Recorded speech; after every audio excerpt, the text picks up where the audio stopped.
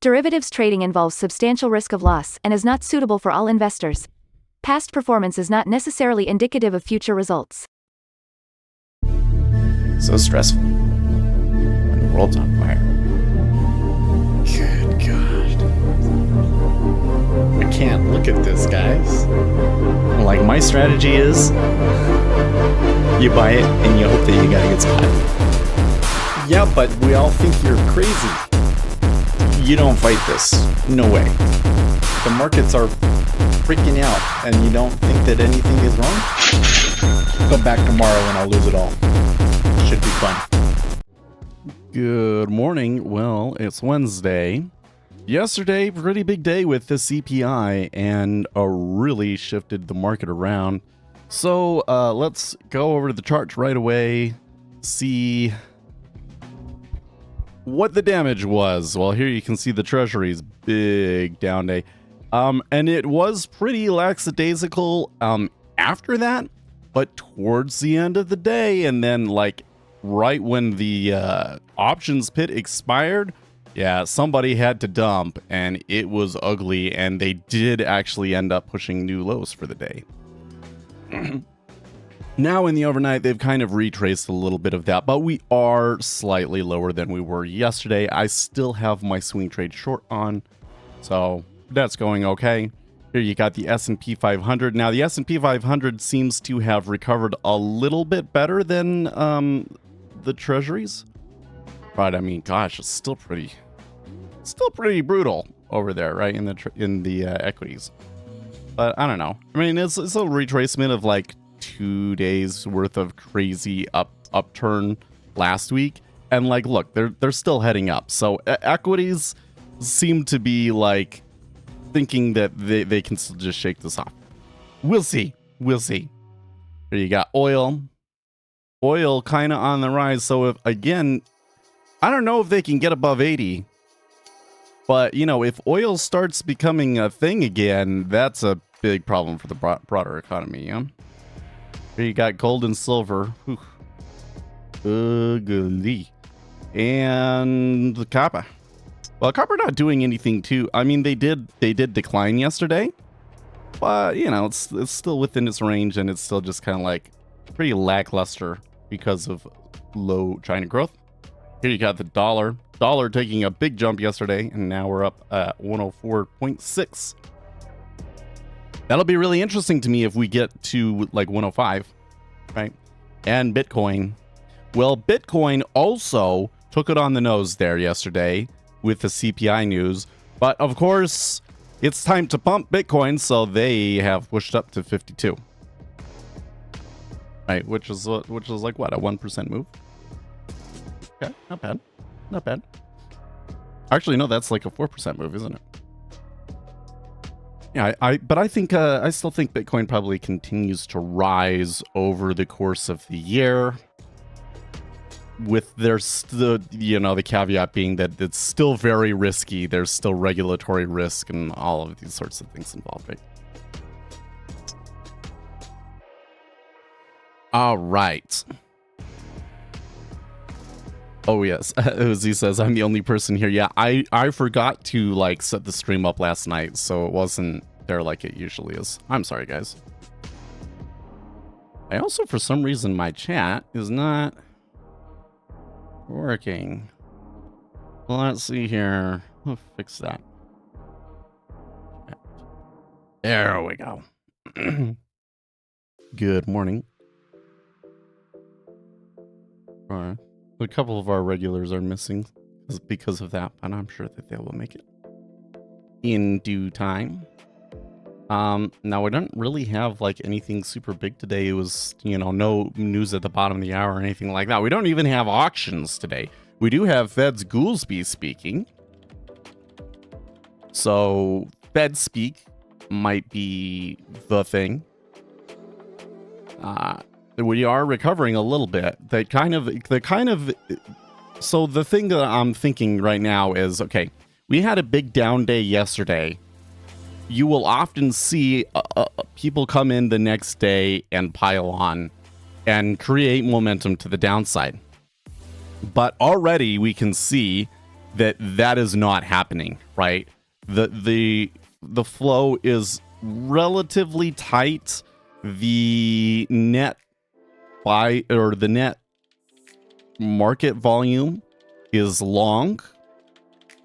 And so it looks like this is turning into a mean reversion and not continuation today.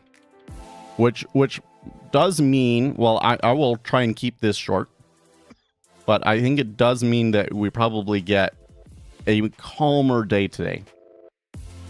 That could be good for our scalping in the micro treasuries, though. That might give us some opportunities. So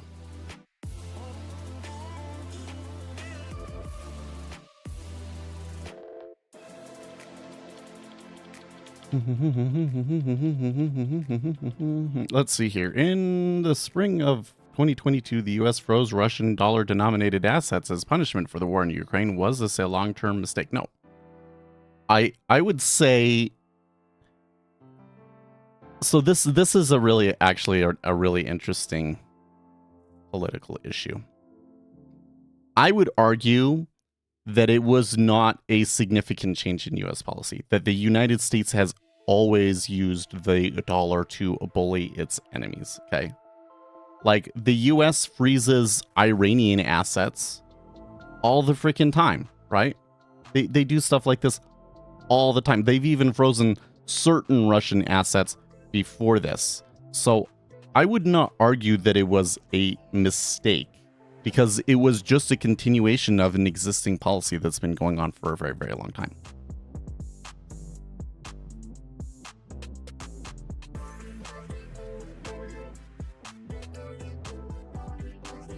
I'm the only person that's voted on this poll? What? That can't be right. Yeah, there we go. They say yes, big.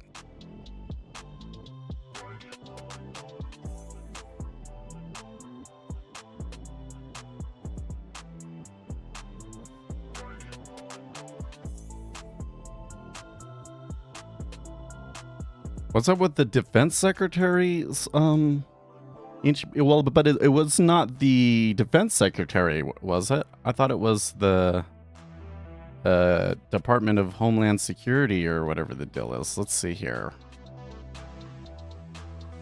It's not even in the headlines on a lot of things that I'm looking at right now.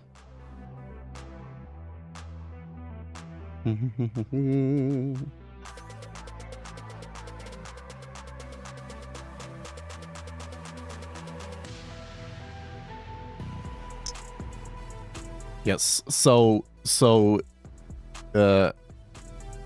Alejandro Mayorkas was the Homeland Security Secretary, right?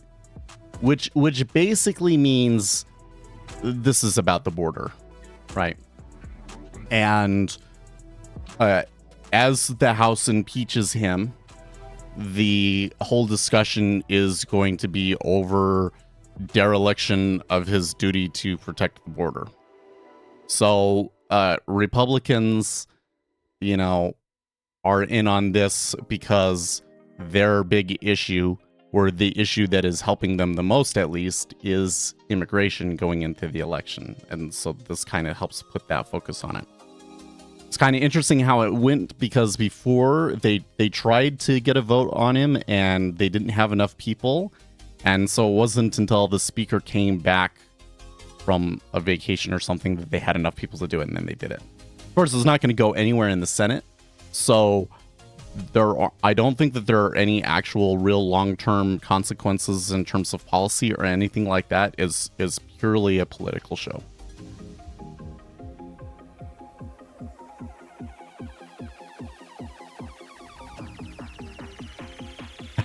They say I knew G-Week would come. I didn't well, I was about on time. I say that if I start the stream before 6:30 that I'm on time. Obviously I want to start it before that because you got like 10 minutes before news sometimes, right? But I forgot to reschedule the stream, so there wasn't something there for you to click on when you first came in. So I apologize for that. kind of messes up everybody's like routine when I forget that, huh?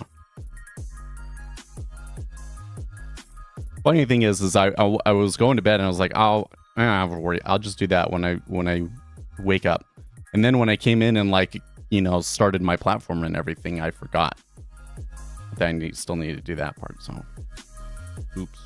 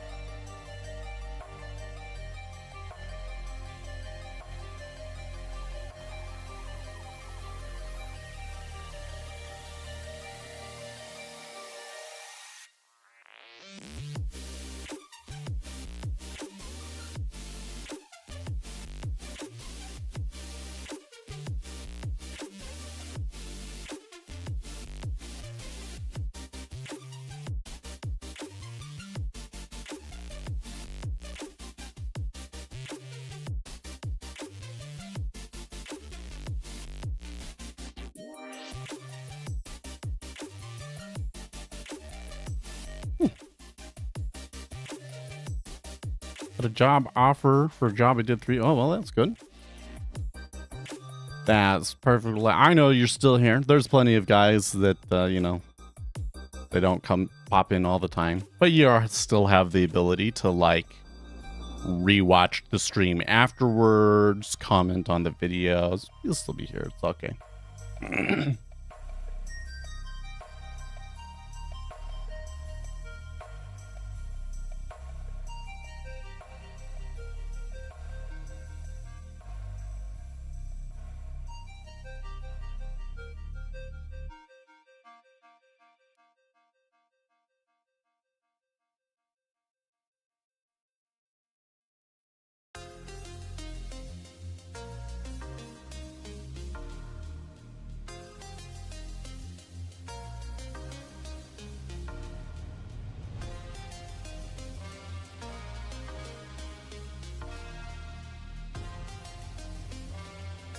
Hmm.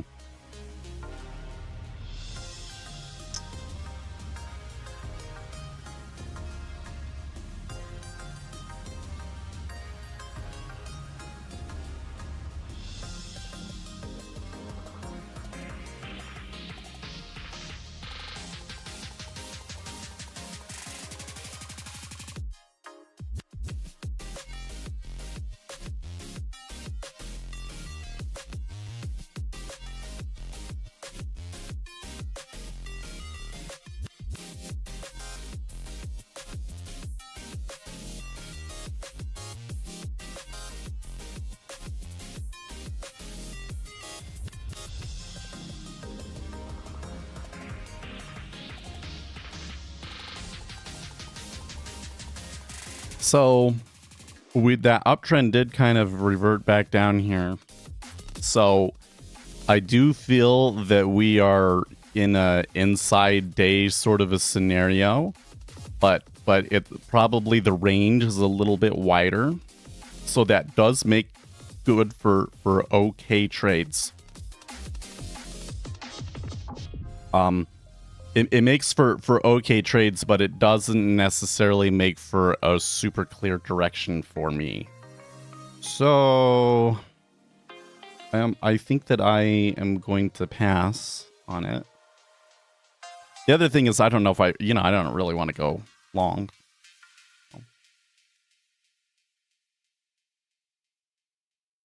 Is the market still selling, or I would say that right now I do not see very strong evidence for continued large meta orders selling in the treasury market. It looks more like just a neutral market at the moment. I'm kind of thinking about pulling up some code here.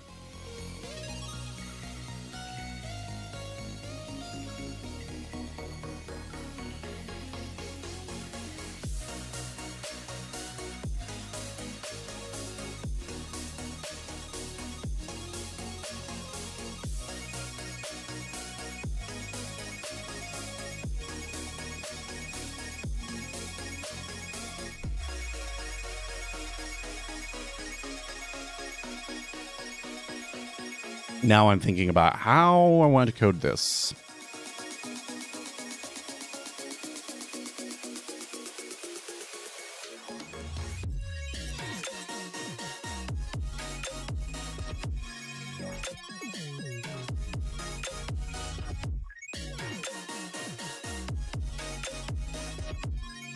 Okay, yeah. So one of the things, I'm thinking about what we were kind of left off with yesterday, where I was looking at individual stock data and kind of more fundamental data. And there was an Excel plugin, but that Excel plugin, number one, was paid. It was like $300 for the biggest version of it. And it didn't actually give me access to the functions that I wanted, which was kind of, I did not like the way that it was designed at all. I did not like the way that it was designed at all.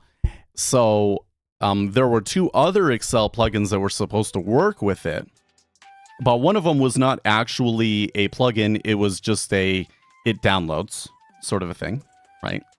And then the other one was an open source GitHub project that hasn't been updated in 5 years. And in fact, the binaries to run it are only on their website, and their website is defunct. Like, the domain is gone. So I don't think I want to use that. But there was some things about that site and that framework that I really liked.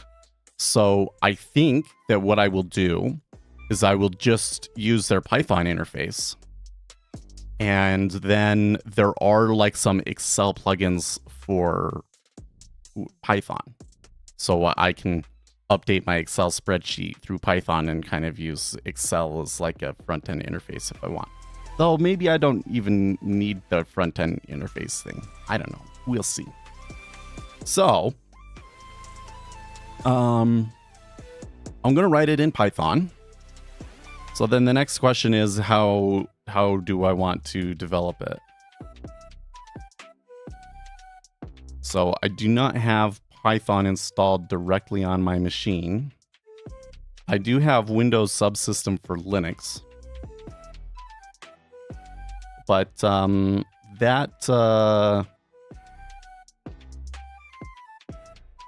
so there's some problems with that. Like if I want to use pip, they'll say, well, at least this operating system will say, oh no, you're not supposed to. You should install things through our package manager, not pip. And there's all these kinds of weird issues with that. Now there is a Python Debian bookworm image, and that's what I kind of used for my other thing. So I think I could use that, right? Or that I should use that as my base. That would be the best. That way I don't have to do this whole thing where it's like, okay, I got it working over here, and now I have to go and figure out how to make it work with the Docker image that I want to set up. But do I even have Docker installed on this machine? I'm not sure that I do. Oh, no, I do. I do have Docker installed on this machine.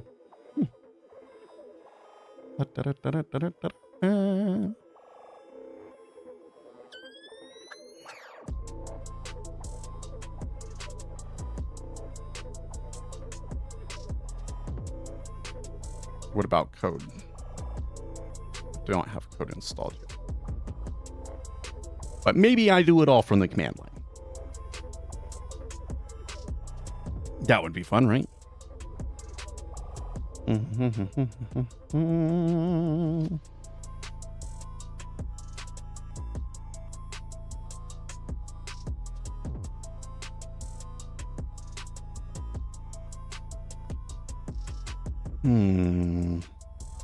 So many interesting choices to make. Sometimes I feel a little paralyzed. If the first 3 levels of offers pull at the same time, can that be predictive of an uptick? I mean, if we were sitting right here and like 1,000 contracts pulled at 23, 23.5, and 24, then yeah, probably we would uptick. I've never seen anything even remotely close to that. But sure, it would. So, but if like 20 contracts pulled off on all 3 of them at the same time, not a big deal. Happens all the time. Basically, you have these robots and they're providing liquidity and they say, I'm going to provide liquidity at the first 3 levels. And then they go, oh, actually, now I'm not willing to provide as much liquidity, so I reduce my size. And so those things don't necessarily mean anything. Well, it looks like, again, there isn't like a super clear direction yet. They tried on the upside and kind of fizzled out early.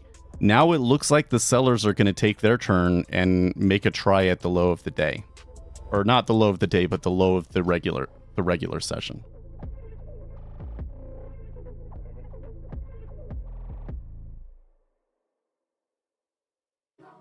Yeah, Jiwi's totally right. Pulling and stacking is a very difficult strategy to execute, for me at least.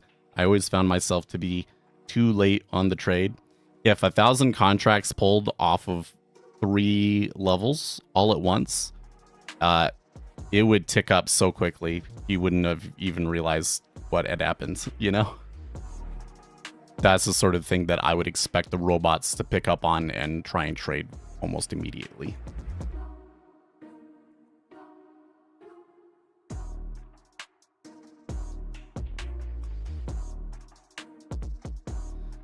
So my issue right now is that I seem to have this aversion to wanting to install things.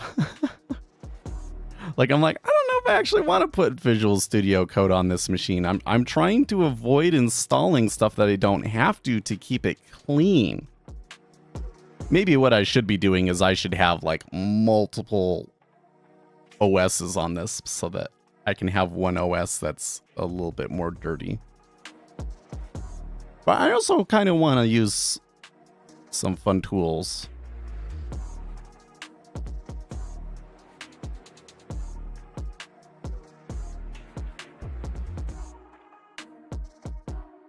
Nope. Okay, so I'm going to ln-s-mntc work do here. All right.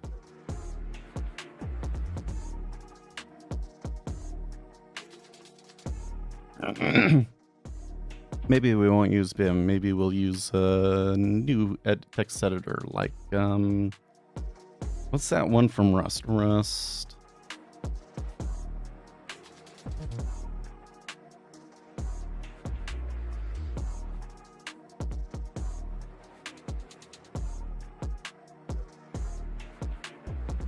Oh, what is it called? Helix. Pac-Man dash. Oh, what is the? I think it's dash S.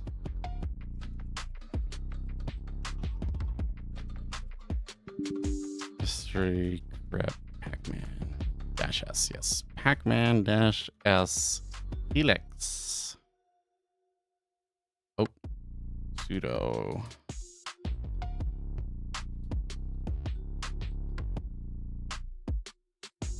Oh.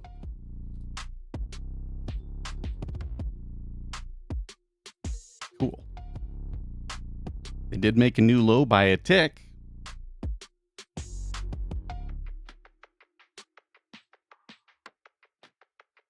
Cool.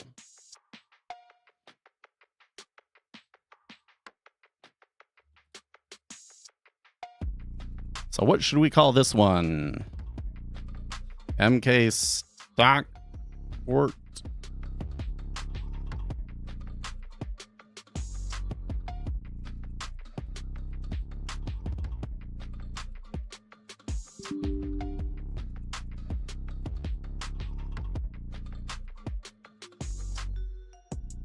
I'm just going to call the directory stocks for now.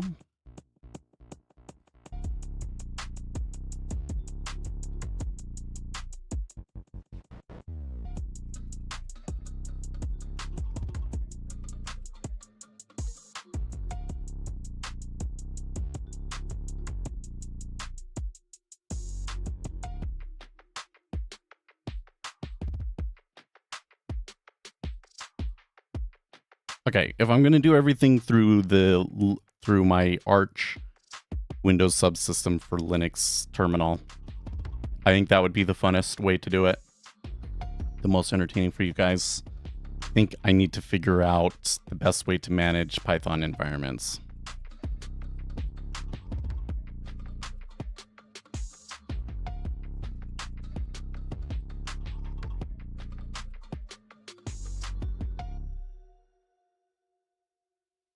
Because the way that env works is kind of weird and I don't like.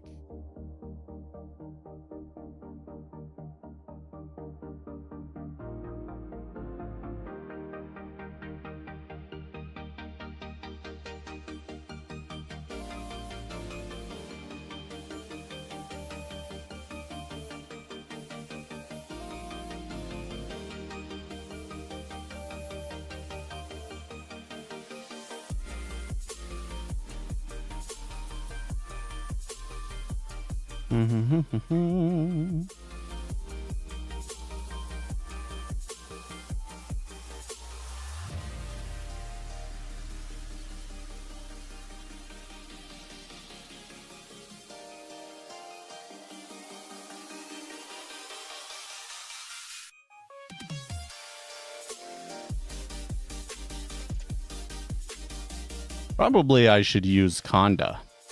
Huh. Probably, because that's what you use in the data science space. Well, it's still going. There's 1,000 for me. Not all I'm thinking right now is like, I should have 2 contracts on, huh?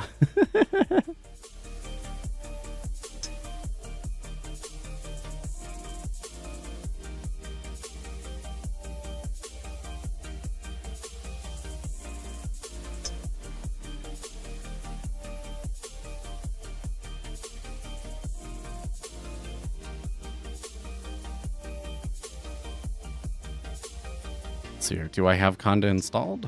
Conda. Nope.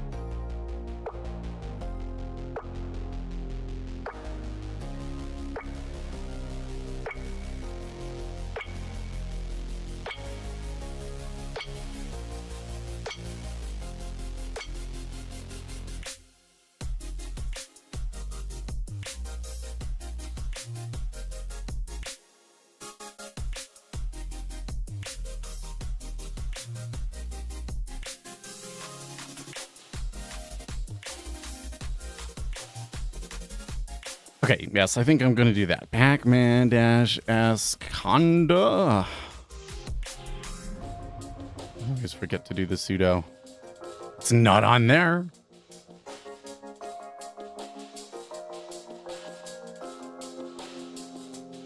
Probably called something slightly different. Yep, it's going to be called Python Conda. Sudo install Python Conda. Oops. -s. No. What am I doing? Sudo pacman -s python conda. There we go. Oh, it doesn't like that one either.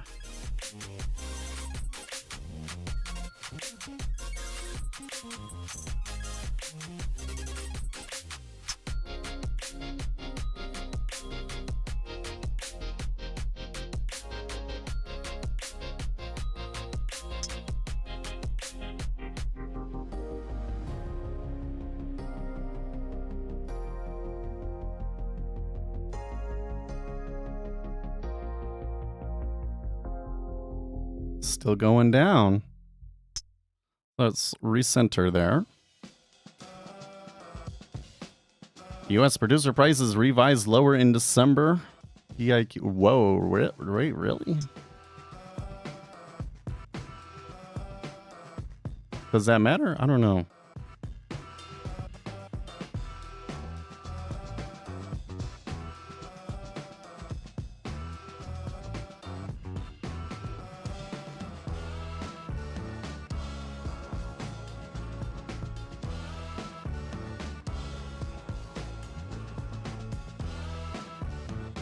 Yeah, not your caps. Yeah, I know you totally. Why do people do that on Twitter, by the way? What's with that?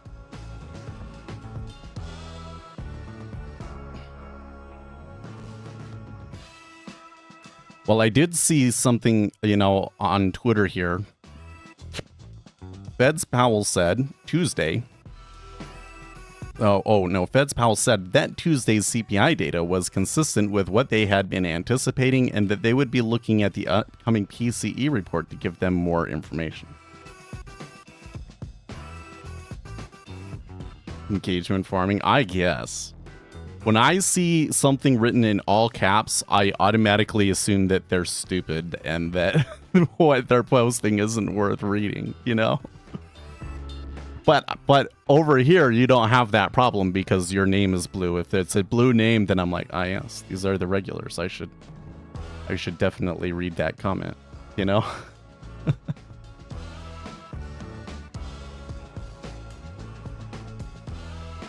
Yeah, but you get it. Yeah, totally. And I'm not even saying that like this is an effective way to go about doing things. I'm just saying that's like my subconscious bias and I just kind of can't help it. Okay, why did it not target not found Python conda?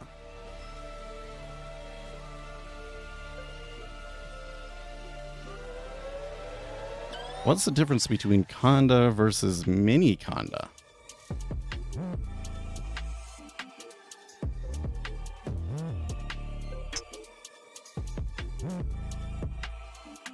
How do you get a blue name?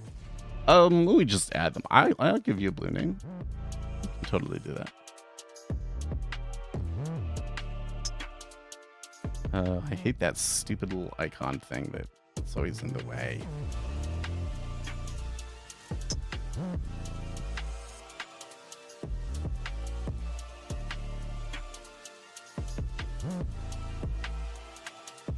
How much money have you made from streaming versus trading? Oh, man.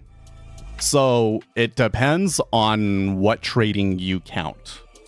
So if you count like the few lucky plays that I've made in stocks and everything, like that's one of the things that's kind of funny is I've made much more money from my stock trades than I have from my futures trades. I would say that overall with my futures trading, that the futures trading tends to pay for like the fees and everything, but doesn't necessarily make money. Probably if I was willing to put a lot more money into it, then it would be profitable.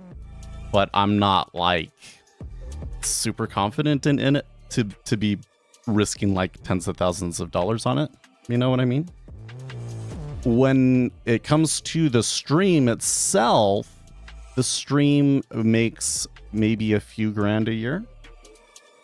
It's not a ton, and pretty much all of that just goes back into the stream, right? Like I buy things to make videos with. I use that money to pay for the like the education and taking the tests to get the Series 3 and the Series 65 and things like that. But yeah, I would say overall that streaming is a better trade than scalping futures is overall. It's true. This is just the honest truth.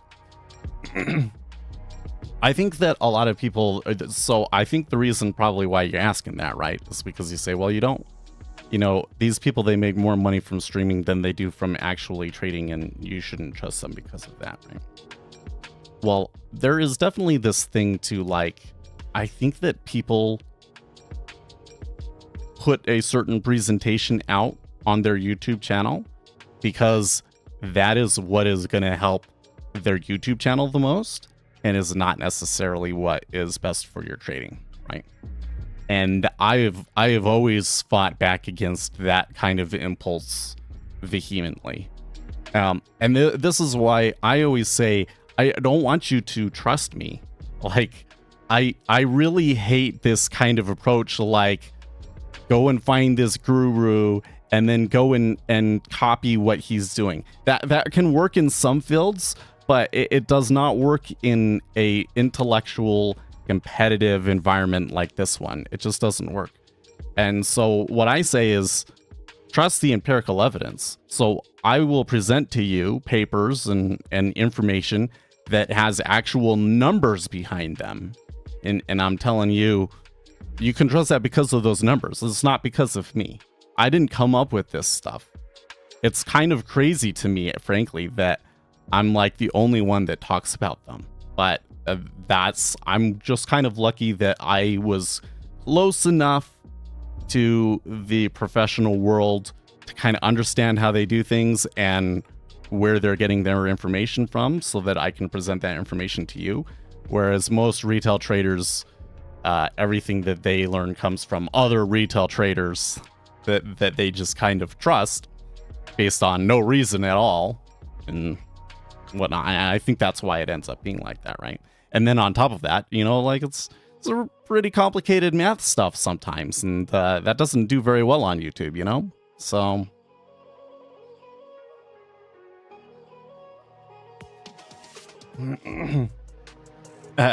so streaming income makes more than futures trading, but lottery ticket stock trades is where it is at.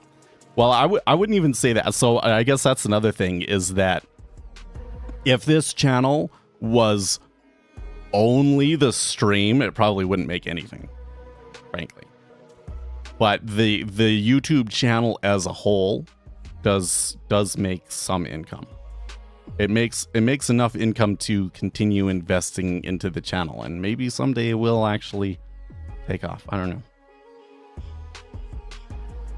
A lottery ticket stock trades is where it's at. I think that there are a lot of really attractive things about stocks, right? But the biggest thing, let me put it this way. So somebody asked the other day, is like swing trading easier than scalping? And I was kind of like, I don't know if easy is the right question, but our question is futures trading easier or better than stock trading? And it's kind of a similar thing. Well, it's complicated, so I don't know if I can say it's easier or better. It depends on what your goals are and what you're trying to do, right? Futures trading is really effing hard. It's extremely competitive. And, if you really believe in like all the technical analysis kind of stuff, go and take that technical analysis and try and scalp treasuries with it, okay? And that will very, very quickly free you from those delusions. Because the treasuries are just such a statistically efficient instrument, man. There is definitely momentum, so you can definitely trade them on momentum on higher time frames. But when we're on the intraday time frame, like, you really just have to know what's going on. You really have to be informed, because the big guys that are trading this, they are informed and they know what's going on, right? So that's really hard about futures trading. But futures are extremely economically sensitive. So when you are informed, treasuries give you really great opportunities, and you can do it for very small amounts of starting capital. So that's kind of the advantage to that. The advantage to stocks is that there's so many of them. So because there's so many of them, I find they tend to be a little bit less efficient. They have larger spreads for sure. And, you know, that gives you more opportunities to like actually know something and trade off of it, right? So like the last big trade that I made in stocks was just buying USO, which is an oil fund. Just buying calls on USO. I actually missed the big trade. I made about $1,000, a little bit more than $1,000 on very, very cheap calls. And I made my profit, and the calls expired before the Ukraine war started. So I didn't even get like the biggest jump from it, right? If you actually know something, like at that time, I knew something about the oil market from the research that I was reading and everything that said that oil was likely to continue up. And because of the options environment at the time and everything, the options for it were cheap. And so I did well with it, right? And so that's where stocks can be super great, right? And it's all fat tails, right? This is a pretty simple trade that I've done here. I started out with multiple contracts, but most of it has been made with just this one runner, and it's $1,000, right? So one trade can be really, really big, right? Stocks and options are way easier. So again, the options is like an even more different game, right? Especially if you're gonna like day trade it. Are you a registered rep? Not yet. So I have taken the Series 65 test. I've taken the Series 3 test.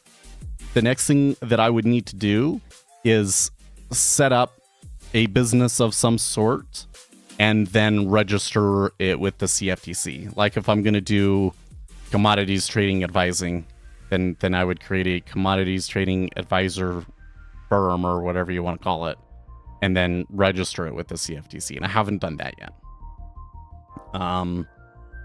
The first hurdle was there is a registration fee, and there's like a yearly registration fee. And so like my first thought is like, okay, so am I going to actually make $500 a year from the CTA thing? Or am I just going to set it up and pay all the money so that I can say that I'm registered and then never actually do any business? Oh, I don't want to do that. So I do need to do some business. So then it's like, okay, what business am I going to do? You do not need a sponsor for a Series 3.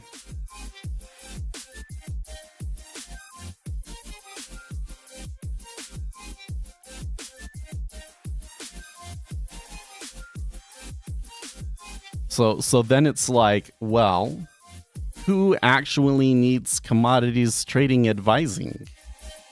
I don't think I actually know people that do. Maybe the stream would help me find them, but so far that hasn't come up. Do you consider? Well, I would consider doing a Series 7. The Series 7 sounds fun. I think for me to do a Series 7 though, it would have to be like my full-time job. The Series 3 is relatively small. The Series 7 is huge. I would probably need like 3 months of dedicated studying time to pass that one. Plus, you do need to be sponsored for a Series 7. So if somebody came along and was like, hey, Seth, we've been watching your stream. You look really good. We would like you to come and trade for large famous bank, and then the first thing that I would do after getting hired would be going past the Series 7, right? Then I'd be totally down. But I think that that's unlikely to happen, and so me ever getting a Series 7 I think is unlikely to happen. For the kind of business that I can do on my own, Series 65 and Series 3 are all I need. And I might get a Series 31 so that you can do managed futures. Because my dream is we create a hedge fund or a managed futures fund of some sort. And we gear it towards people that have become accredited investors by passing the accredited investor test. Because right now there aren't very many funds that you can invest in that have like a low minimum investment amount, like $1,000 to get regular people into them. So that's what I would like to make available to people. That's like a huge goal. There's, I think, a lot of things that we've got to do. That's why I'm partly doing this. This is just to give myself like a little dashboard to keep track of the stocks and at the end of every day go and investigate them and track what's going on there, right? But the other thing that I got to do is do some back testing on momentum strategies. And I want to create a simple managed futures momentum strategy then that I think is what people would invest in. Then once I have that, then I got to figure out how to get enough money, because to really do it, I think I'd probably need like $10 million.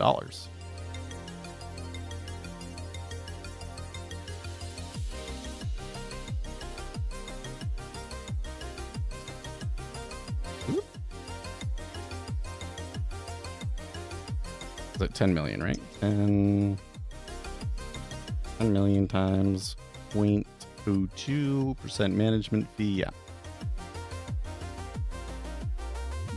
And then I could quit my day job and just do that. That's probably a few years off. But that was kind of one of the goals in doing it.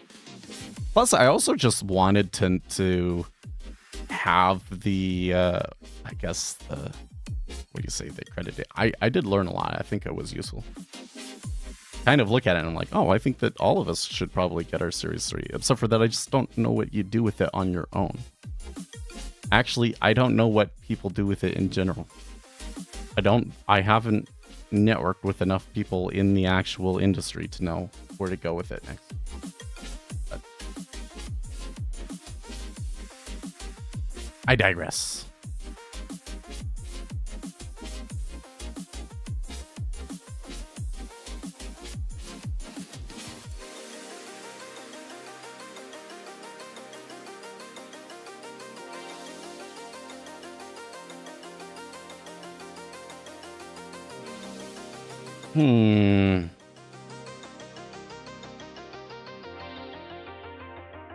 So I've been doing some reading here, and it looks like I don't actually want to do Conda. I want to do mini Conda.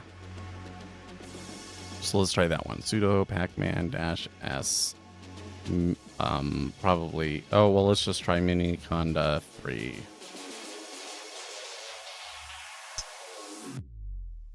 Oh.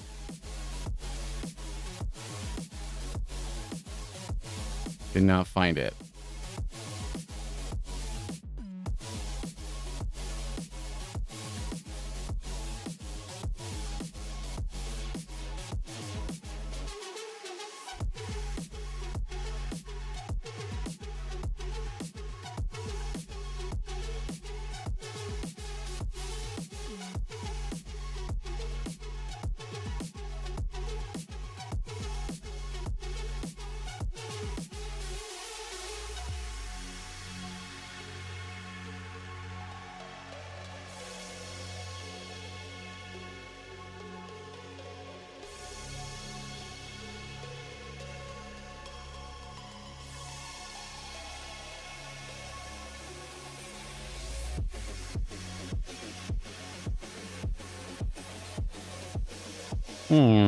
That's not right.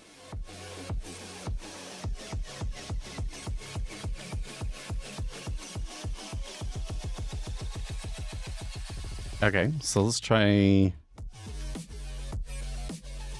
their documentation instead of Arch's.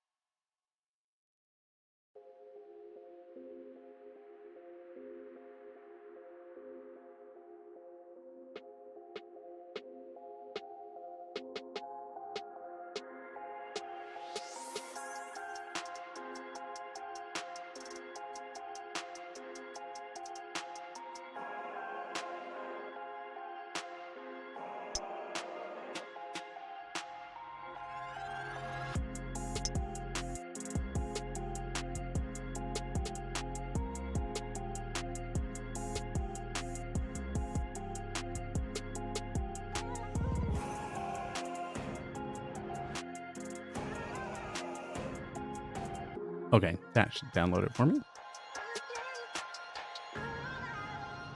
You know, when they breached that lows, I kind of started to get a little bit excited. But since that time, we have reverted back up. Most of the volume that we saw in selling has reverted itself as well. And so it turns out that in the end, we are still in a relatively neutral market. So I always have the tendency to like get excited, like think that that's going to start trending.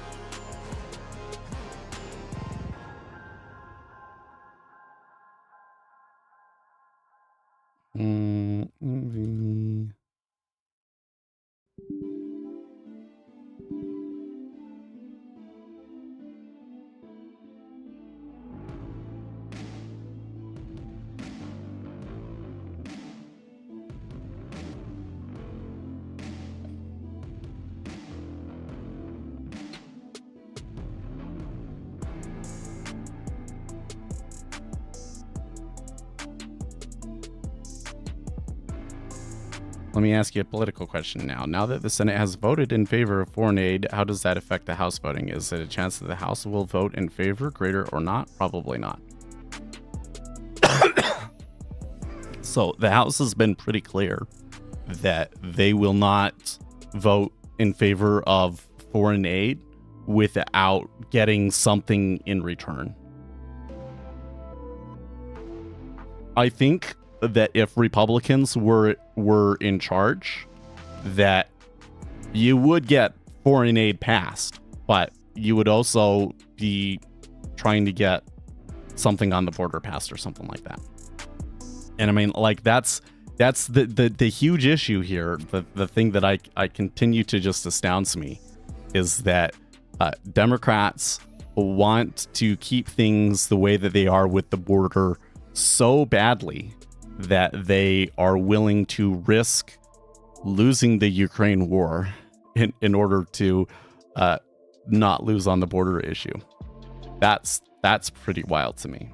It's like from the Republican position, they're like, oh, this is great leverage because we kind of do want to pass the foreign aid, but it's not as popular among our base, so we can kind of hold it hostage, use that as leverage to get something that we want. And that's pretty good leverage because it's like an existential issue for many Democrats and for people abroad, of course. And yet it's not turning out that way. It's not being effective leverage, right? So maybe they do eventually get it, but I think that it is extremely unlikely that you will have some sort of a clean Ukraine or Israel funding bill. The Republicans are going to demand something in return.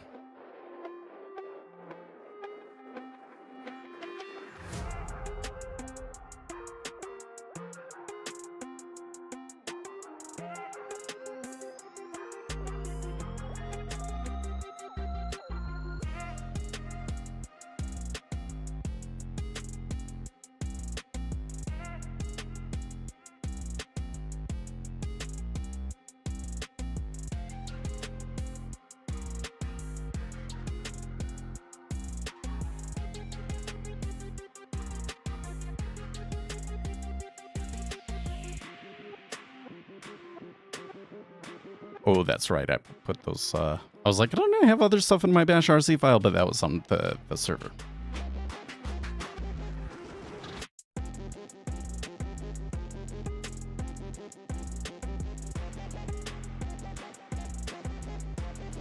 Cool.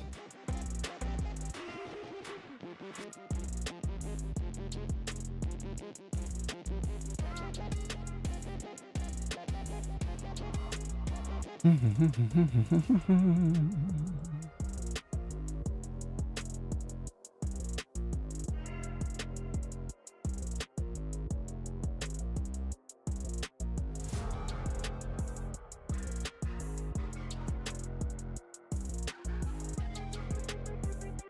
so then I think I do something like conda create dash and I'm gonna call this one basic.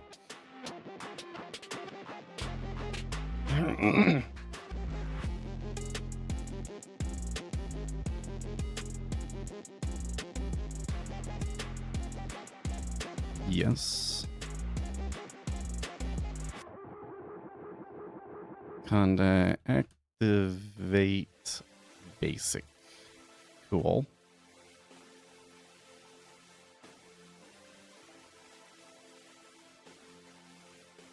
Conda install.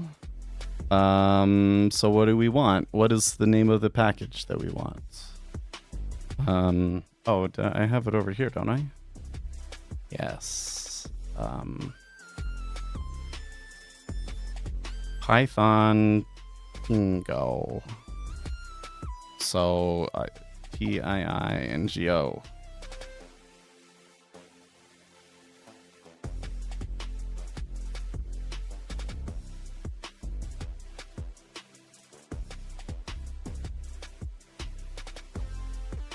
Okay.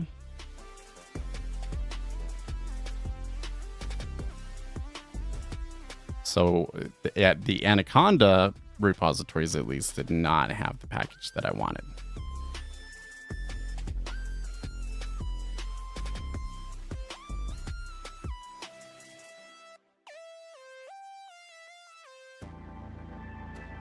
You have to sign in to search for private packages? Okay.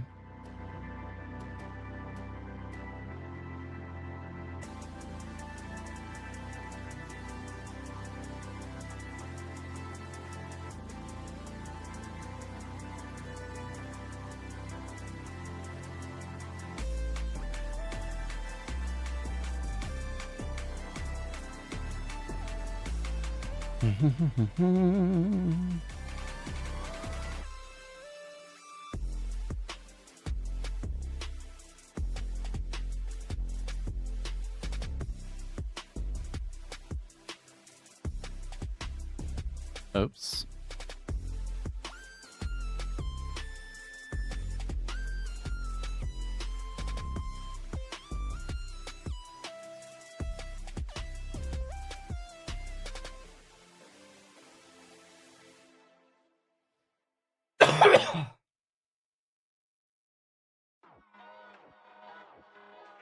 What?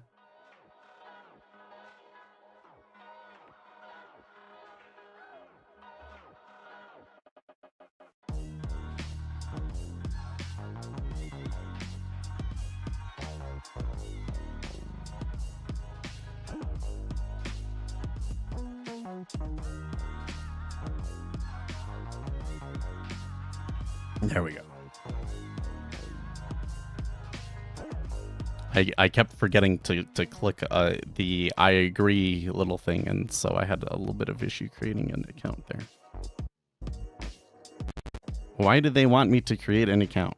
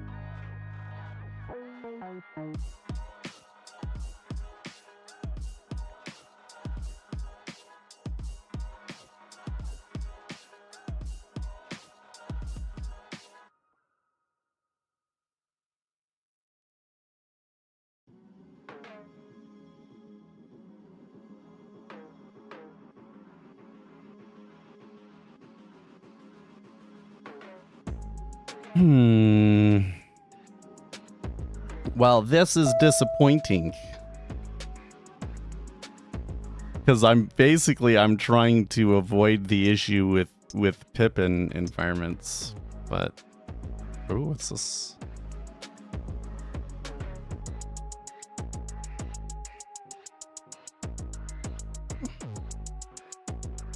Okay, so we're getting Fed Reserve speakers comments.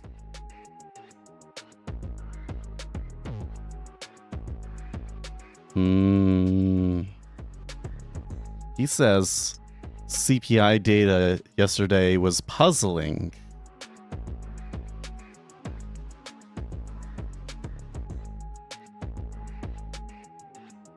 I didn't hear who it was. I think it's Goolsby.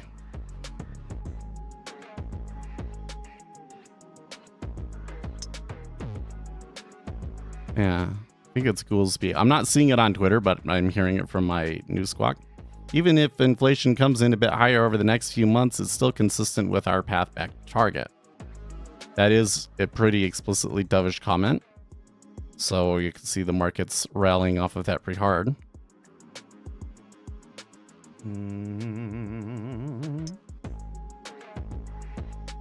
So they're kind of touching previous spots. Ooh, we got above us another tick or two.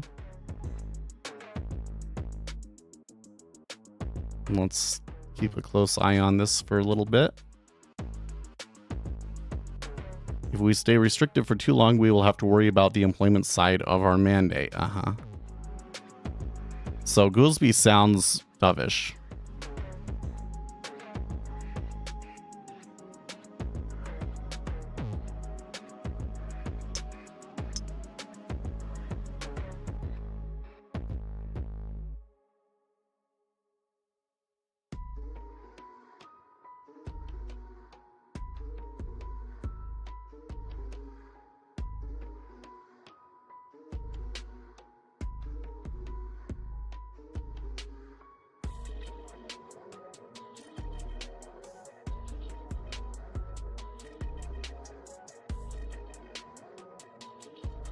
Ray, well, I don't know how to read your name, man. R-A-E-M, Rayman. We're doing okay. Okay, that's not how I thought that was gonna turn out. So I was kind of watching this. It was moving up. It was kind of coming up towards like some key levels. And I was like, well, it's a Fed speaker and he does sound dovish, so that's definitely the sort of thing that can have legs. And now it's breaking down very quickly. So that's got me really skittish on doing anything about this.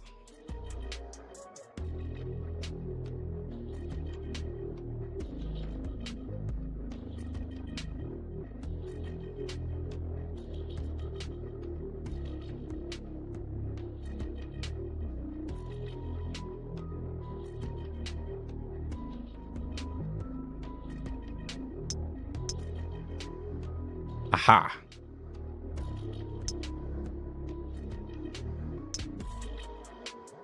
Anaconda is a nifty package manager. One of its pitfalls, however, is that Anaconda doesn't have full coverage of the default Python package repository. However, there's a nifty trick you can use to install packages that aren't available in their Conda form into your Conda environment.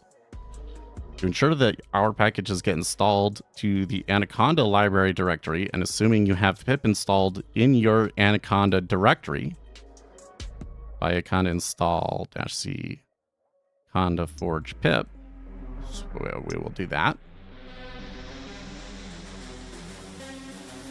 Install conda. then you can use the following command, python-m pip install package name, and that will ensure that the package is installed into your Anaconda environment. I love it. You're very interested in my workspace setup? I do have a video on the channel where I go into big detail about it, but the basic here is I've got ES, ZB, ZN, ZF. So this is a 30-year, a 10-year, and a 5-year bond. You see that kind of now that I've got that, I can kind of see where the lines are between the different DOMs, right? And then inside of the DOM, what you've got here is these are buys, these are limit buys, these are limit sells, right? And then these are the market orders going into those. This is your price. This is volume profile right here. And then this column right here is like my profit and loss on my current position. So that's what's going on. So it looks, when you load it up at first, it's like, wow, there's a lot going on here. But I'm mostly just looking like right here, right? So it's actually a lot more simple than it looks.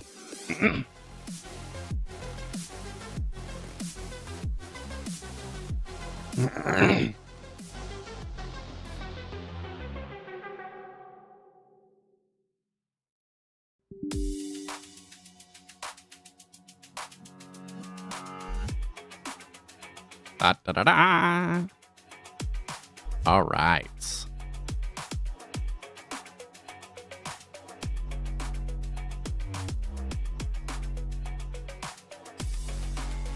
Oh, can you do it like this? Bingo. And S. Ah, all right. That's more like it.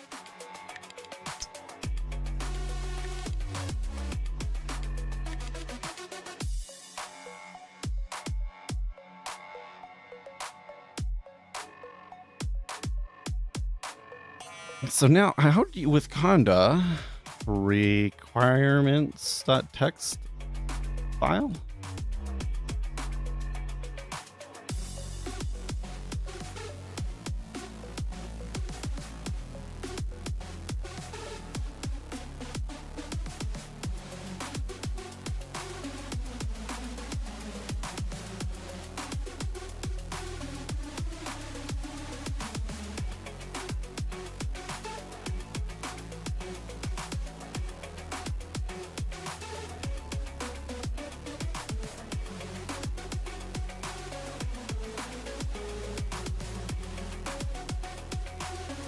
Oh, well, let's see here. Yep. Freeze. Aha. I like it. Do you use any indicators? So not on the Super DOM. Everything that comes on the DOM is a part of Jigsaw, Day Trader. And I have a pretty basic setup. I do have a lot of custom indicators though. So let me move this out of the way. These ones down here, I have oil, and then I've got the micro treasury yield futures. But this thing right here is a synthetic dollar index. Basically, the dollar index is a formula that was invented like 100 years ago or something like that. And what I'm doing is I'm using the prices in the FX futures to calculate what the dollar index would be for the futures right now. Okay, so that's a custom indicator. And then when I come over here to this screen, you know, I have all of these spreads. So this is also 30, 10, 5, right? This right here, this spread that tells me something about what the yield curve is doing. That's a custom indicator. I also, on the 10-year, I have these kind of like market maker average positioning lines that I find to be pretty useful. that's a custom indicator. That's for the most part. Although I do have something like I have Bollinger Bands and ATR stop up here on this ES chart, but I don't really use that stuff. That was just kind of an experiment, and I got used to it and I leave it up there. I'm not really big on. So the thing that one of the, so like, how do I present this? The idea behind technical analysis trading is you'll have some sort of setup, and it will win more than it loses given an equal risk reward, or maybe you have an imbalanced risk reward where it doesn't win as often, but when you do win, you make a ton from it, right? And you test some setup so that when that setup happens, that the outlays of that outcome is over enough trades that you'll be profitable, right? So that doesn't necessarily mean that a technical analysis setup is quote unquote predictive, or it's not highly predictive, at least we could say, right? And why is that? Well, because we might have a certain setup at the current time. Like maybe there is a support level, like we're right above a support level. So you'd say, oh, well, there's a support level. I can see on the DOM people buying it there. So that means that this support level is going to hold and we're likely to move up. Well, anybody can come in and trade enough contracts and just bust right through that support level, right? So you would say, well, hopefully over enough trades that however often that happens, it accounts for that and that sort of a thing, right? But what I have found is that if you have a large enough sample on intraday basis, that sort of a problem is big enough to basically destroy almost any kind of technical setup you can come up with. So the market is very, very efficient. There are people trading all of these strategies that you can think of. There are robots that are literally trying like every possible iteration of technical indicators you can possibly think of and trying to find some sort of an edge in it, right? So it's super hard to get a setup like that. And so basically what ends up happening is you really actually have to be informed in order to compete on an intraday basis in the futures trading game. Okay.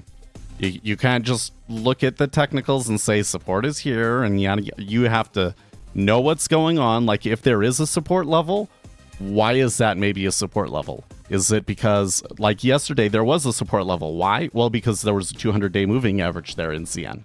So a lot of CTA sort of strategies were like taking profits there or getting out because it was 200-day moving average, right?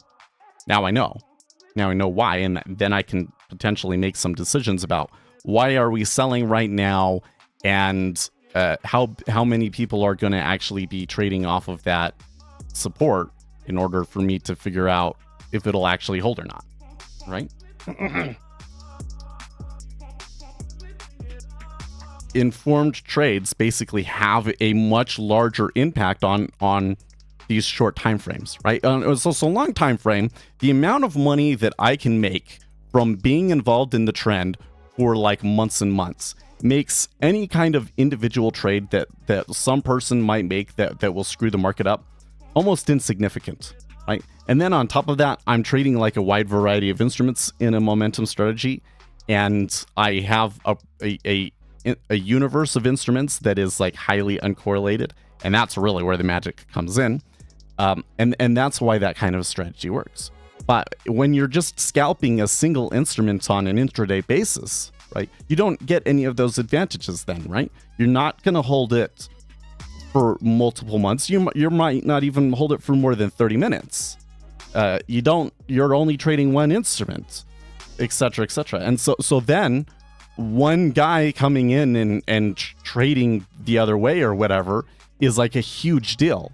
Essentially, in order to make money, you basically have to know that there are other orders coming in a certain direction, or that there's a very high probability that there are other orders coming in a certain direction. And the only thing that I know of that is really that predictive and that effective is being informed, knowing that based on certain hedge fund strategies and things like this, that this is what they're going to do in this situation, or there was just some market news and this is how the market is going to react. So there are technical things that you want to know, and that's mostly where the order flow comes in. So we know based on the orders that are coming in, how the liquidity in the market will react, so that we can kind of game out the little steps that go along the way as that bigger trade plays out, right? But you've got to be informed. You have to have something that tells you, like, what are the incoming flows actually going to be. Otherwise, the noise is just too big compared to any technical edge that you can get to ever get a winning trade out of it, or not a winning trade, but a winning strategy over the long haul, right? So I don't really use the indicators in that manner. If I'm really into an indicator, it's probably like higher time frame. It's like something that I put on daily bars. Even the one that I've got, like those average market maker positioning, you know, that's a piece of information that kind of tells me, like, this is where the market makers kind of have their positions. So they're going to start to behave a little bit differently from here to here. But I still have to actually know, like, what kind of flows are coming through, right? So, like, right now, we were in a fairly neutral day. We did have an attempt on the downside that did work out, but was fairly limited, and then it kind of went back into a relatively strict range. Then we had some news from Feds Goolsbee, and his speech comments were relatively dovish. So that created a push to the upside, but the traders making that push to the upside got stuck fairly quickly, and we pulled back down. So I'm a little bit skeptical of that flow, but we are starting to get some further buying coming through here now. So I think if I was going to take a trade right now, I would probably be erring on the side of going long. I don't think that the relative, like, price that you're getting right now is super great within the range, but that's okay. 26 would probably be decent, but I still feel that the flow that I would be trading, like the orders that I'm expecting to come behind me, are a little iffy, right? So I sit on it. I don't do anything, right? And that's how I do it.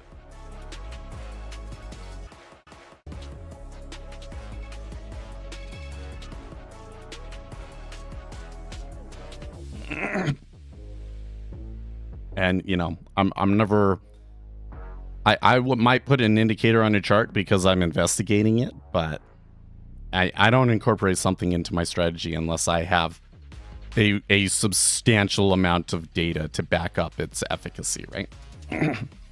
And most technical indicators just on intraday basis is they don't have that.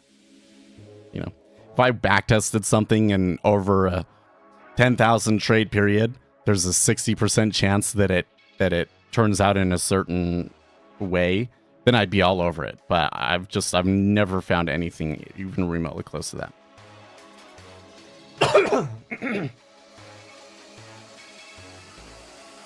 It's like if you can get 51% over 10,000 trade sets, pretty good. But then, like, the actual edge that you're getting out of that is, like, trivial.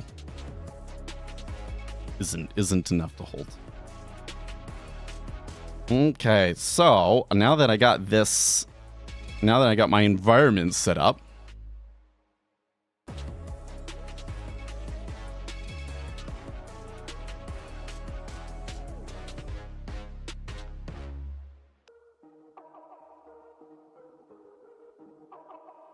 we can start writing some stuff.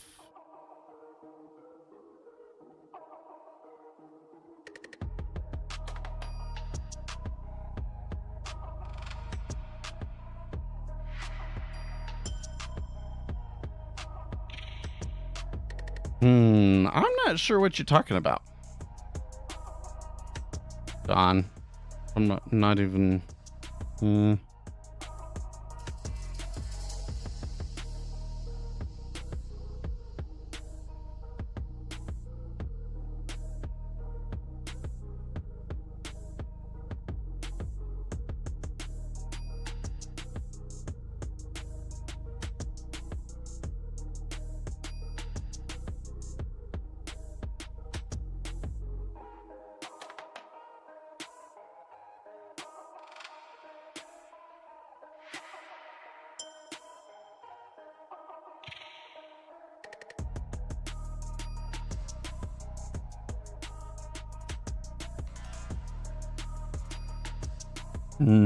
Okay, so I think you need to do how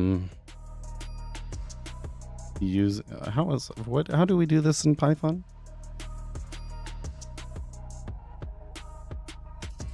Thank you. I'll show myself.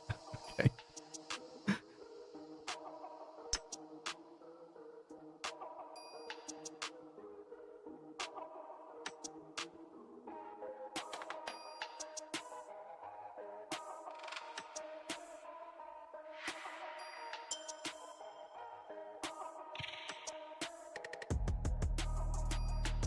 No, not right now. Oh, it's import. It's just import.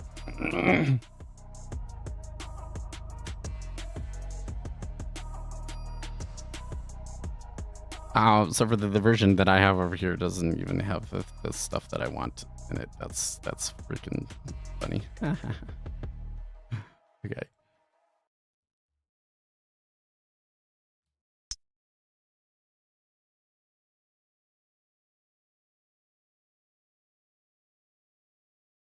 Okay.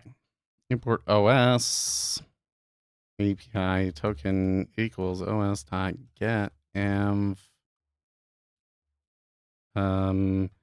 We will call this PIINGO token. Oh, it needs to be capitals, I think.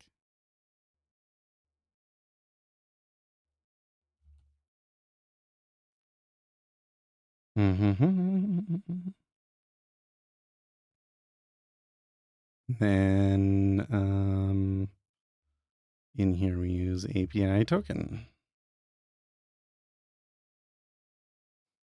Oh, did we finish our playlist?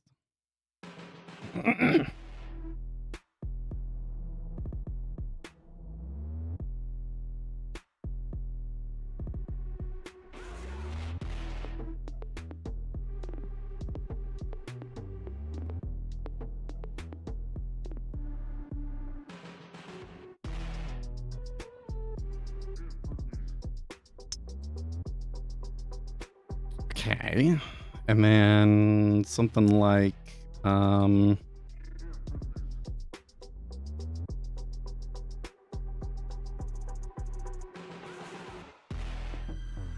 let's just call it results client dot get fundamentals daily Google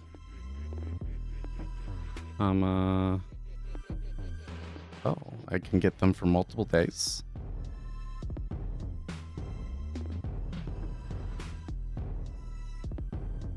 I wonder what happens if I just don't add anything else other than that.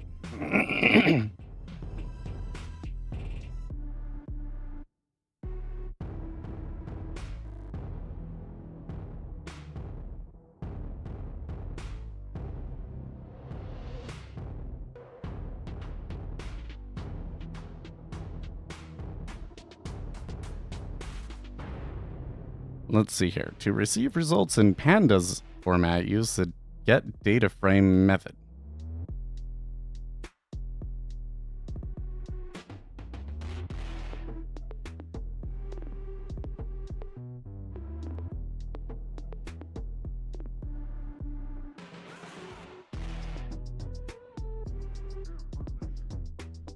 Oh, do they not have?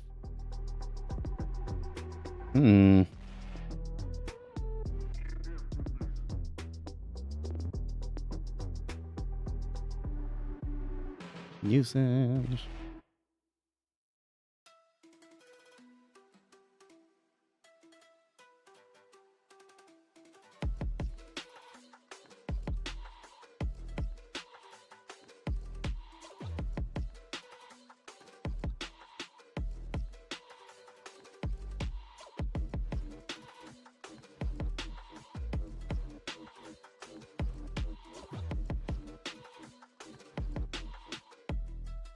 So this get fundamentals, can I get that get fundamentals as a pandas?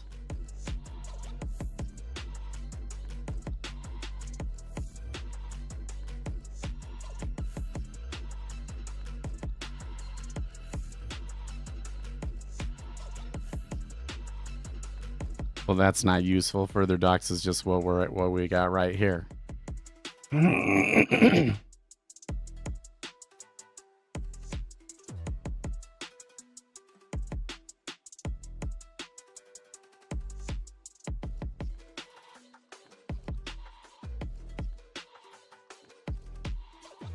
That's funny.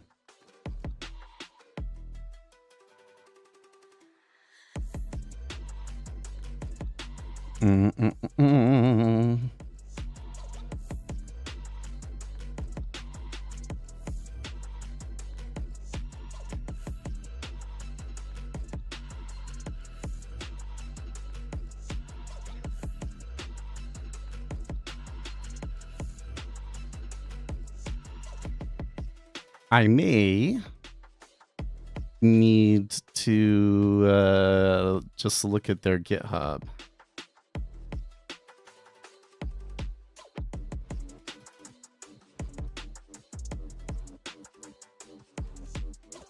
Over here. Get fundamentals daily. Self ticker format equals JSON.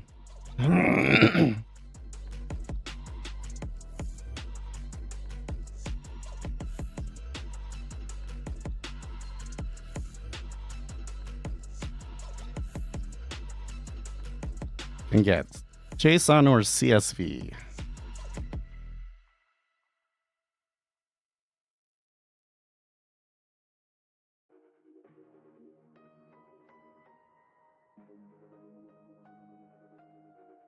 The default is JSON.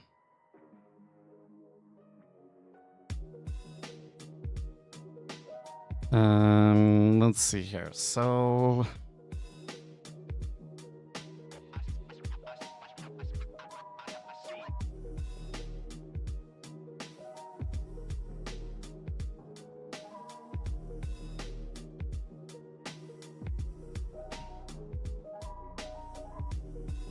or JSON. JSON object equals JSON load S results, and then JSON formatted string equals JSON dumps.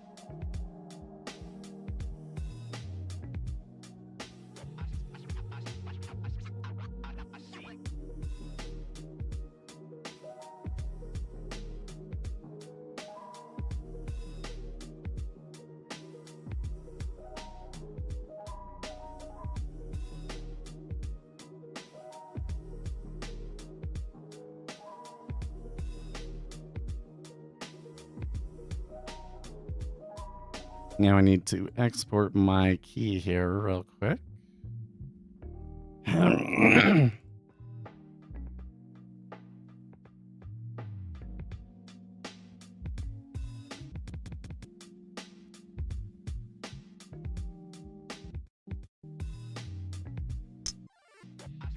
Oops.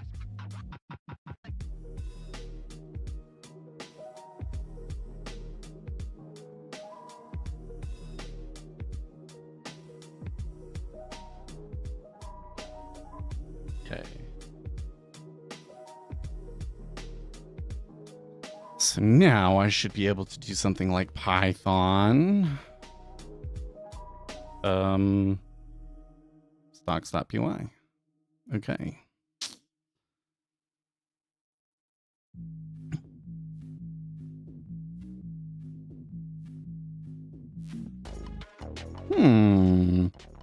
str object has no attribute get.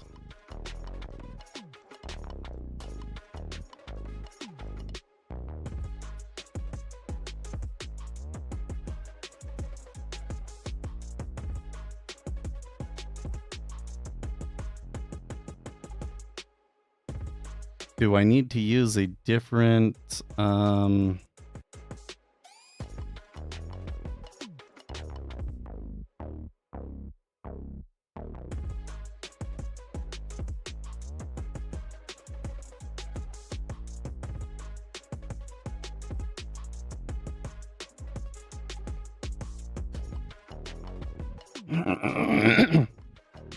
I think I need to pass this config object actually, so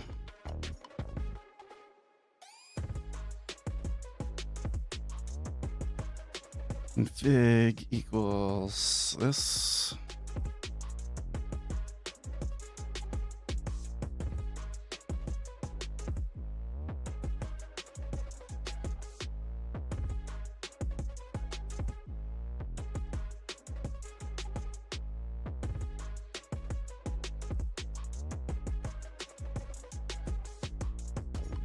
Like that.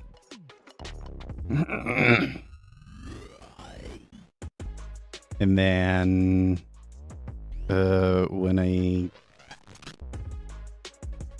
this part right here. Oops.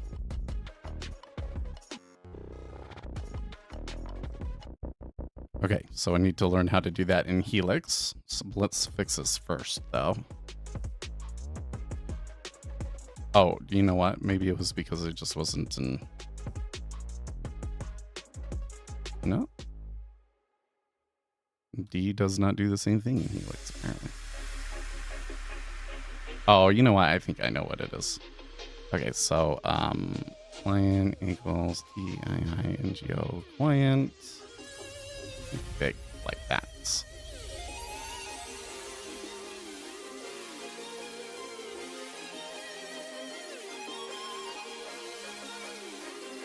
Oops.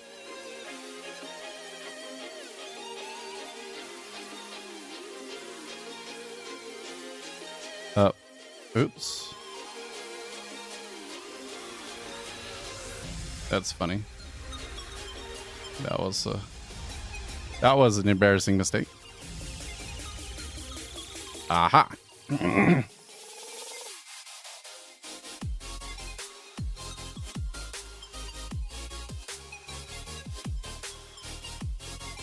Bad request for URL API Tingo. Blah, blah, blah, blah, blah. That's not good.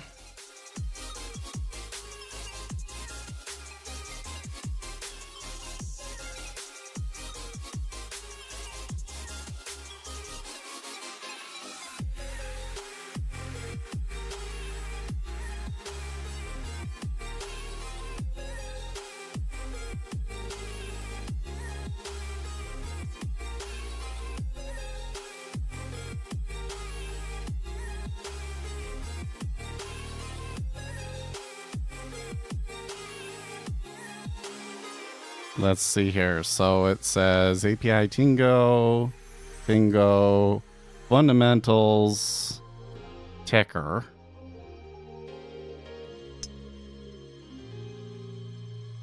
/ daily. Format equals JSON.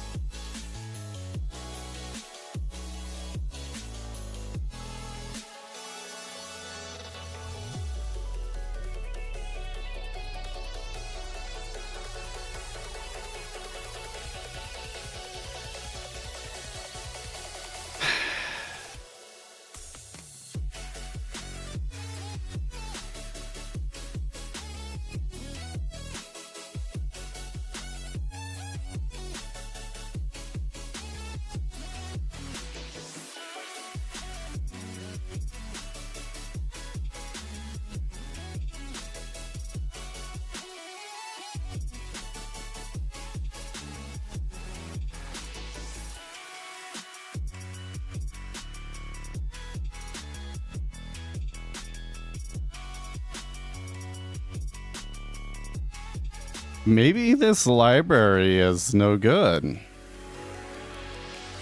What's that?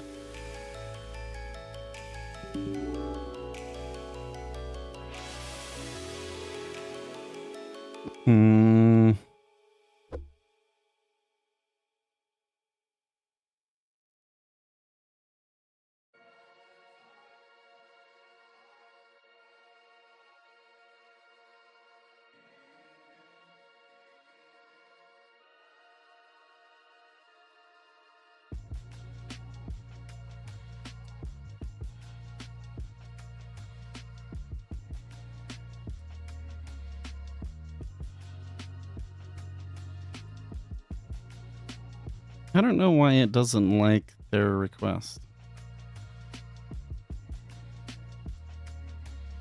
Very, very interesting.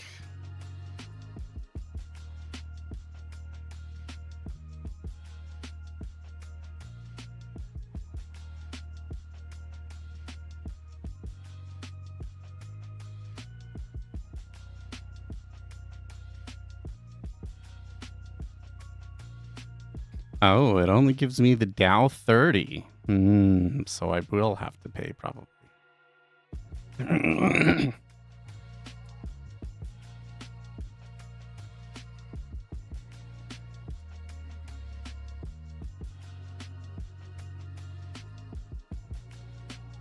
of felt like if I got all the fundamental data for like all S&P 500 stocks for the last 10 years, though, that's all I would need. I wouldn't really need an API, you know what I mean?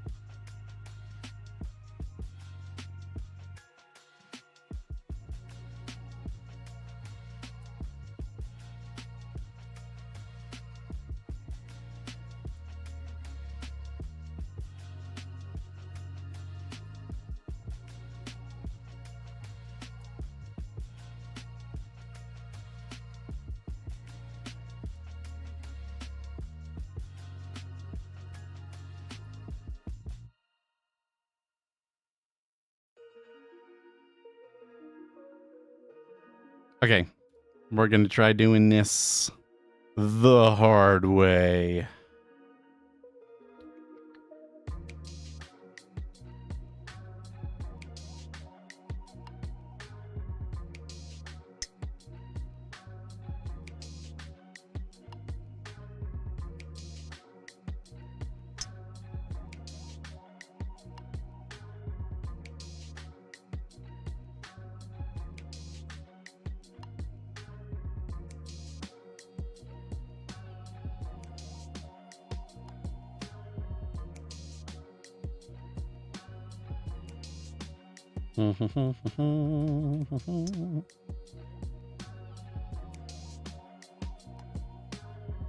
Import requests.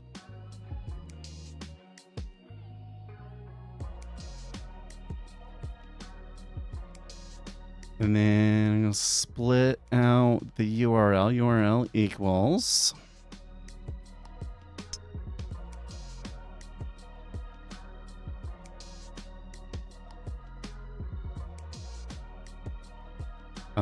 And then how do I do that?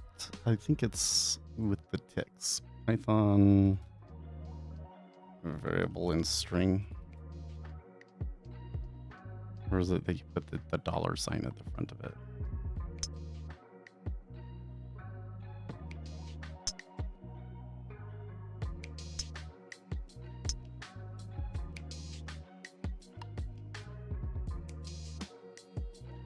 Oh, it's an F. It's an F at the front.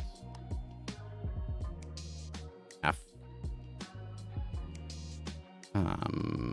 Then this right here would just be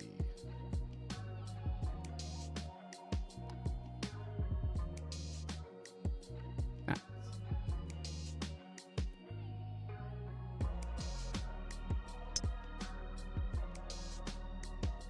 URL.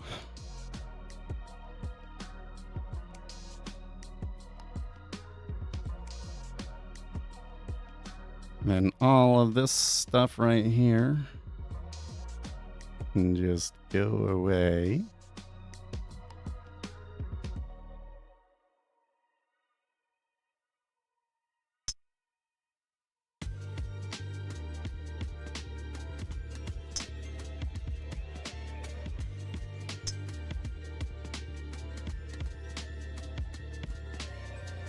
Results.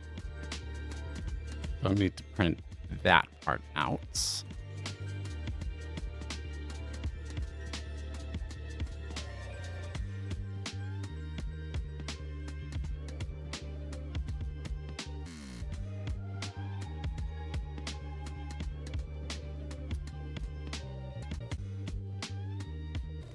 Oh, it is a response. Can't pass that in because that's the results as a not a string.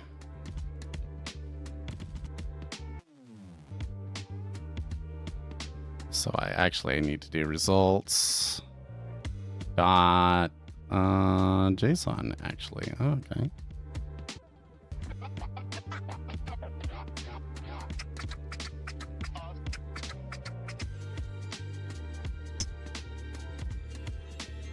Not list. Oh. Oh, does it return it to me as JSON?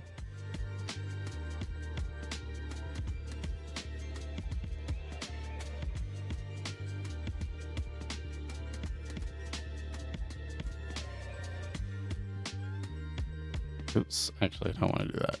But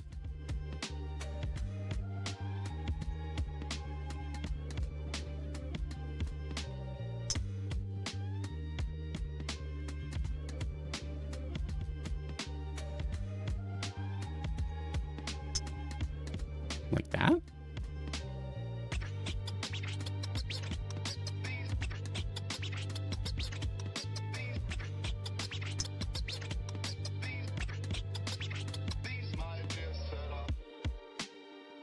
Oops.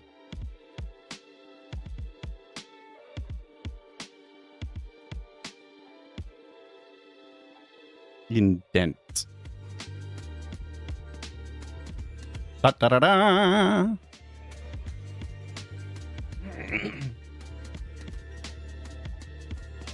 Cool.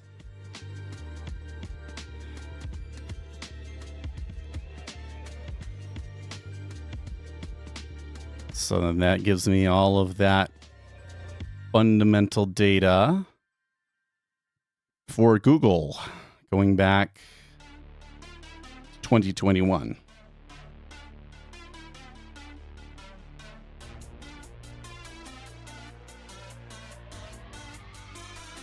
Now, I don't think that I want the daily though. I want like a peg ratio. So on their documentation here. Well, I tell you what, ever since Feds Goolsby, they just kind of been stuck here at 25.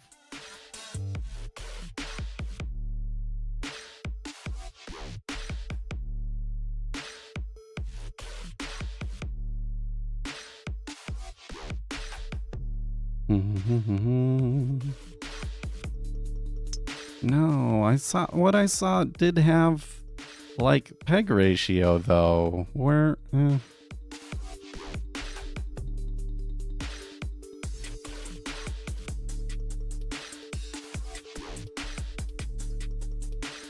Bingo fundamentals.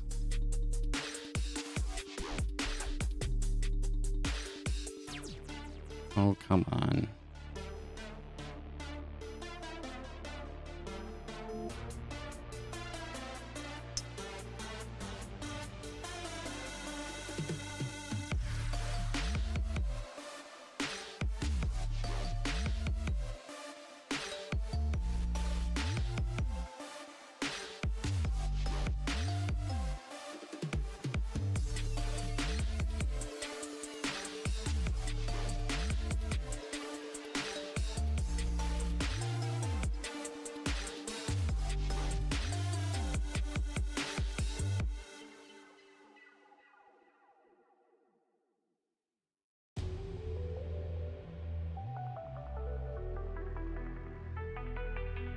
Where did I see before that they had PEG ratio?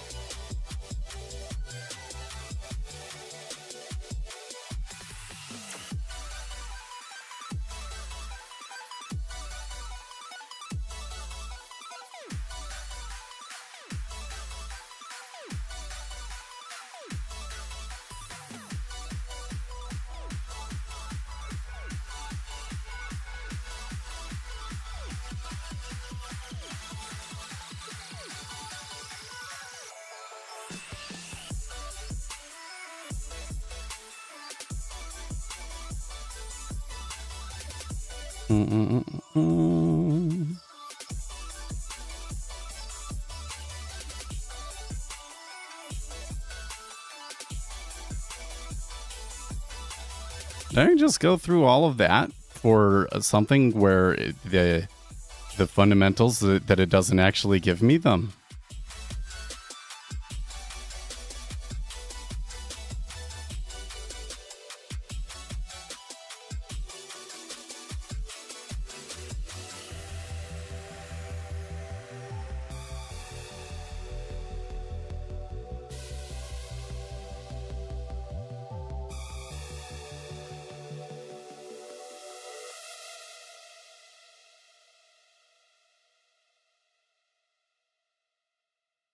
Oh, maybe we need this. Fundamentals.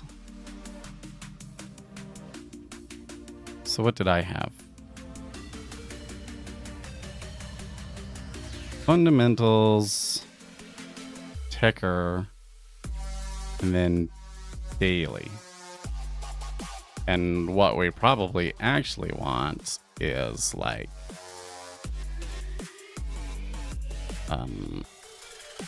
overview, perhaps.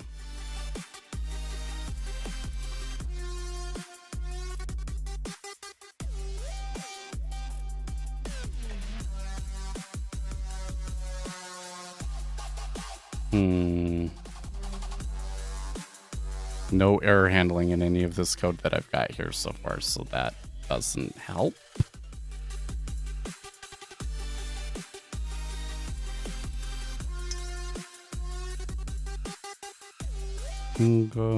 Tingo, fundamentals, Apple.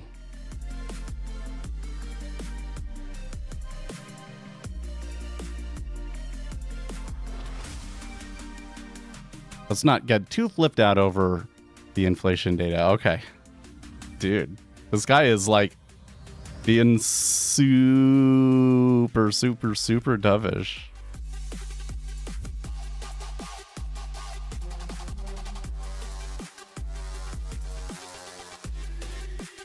If I was a Fed speaker, I would be like, well, it's just one data point. But you know, I wouldn't be like, let's not get too, because I would kind of want people to. I kind of feel like that the what is the word that we use? We're in a tight environment. Financial conditions. I think that financial conditions are too loose. Overview.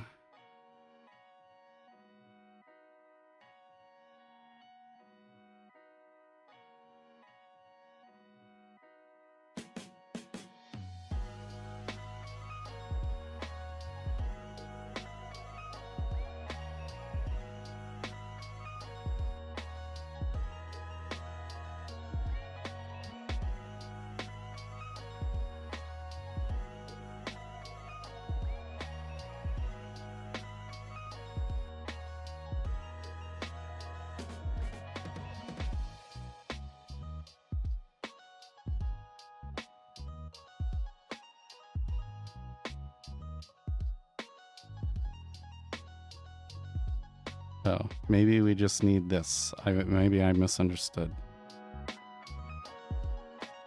course I misunderstood. Statements.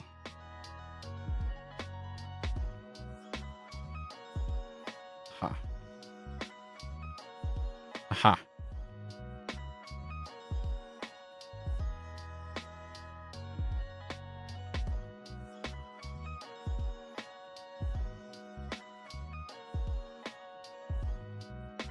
But it doesn't have... Oh, wait, what's this? That's overview. Balance sheets.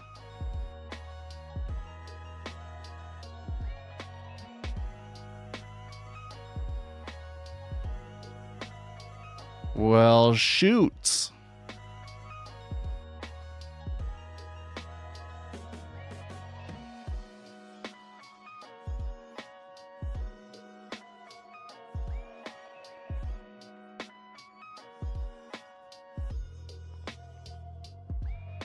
It must have been the other one that... It must have been... Why did I think that this API had that information?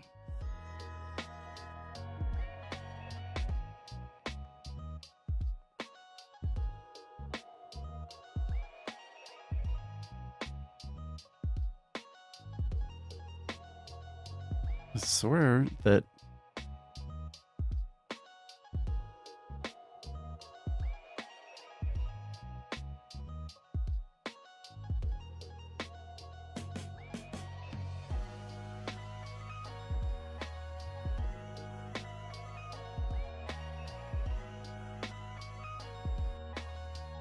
That's it.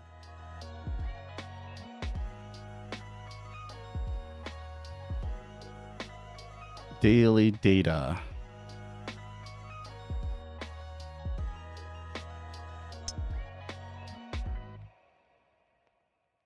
But didn't I already ask for daily and didn't get what I wanted from it?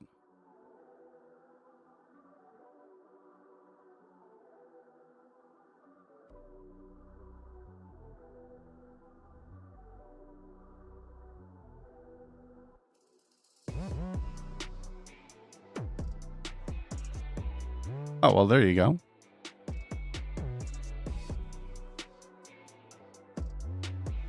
Is Apple trailing peg really only 1.79?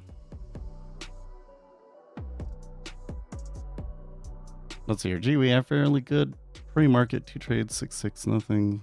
In fact, since we got into this period of will they, won't they cut rates, pre-market has been pretty much, but yeah. I don't know. It's been... I don't think that it has anything to do with the will they, won't they cut rates. I think that it's the volatility regime that we're in.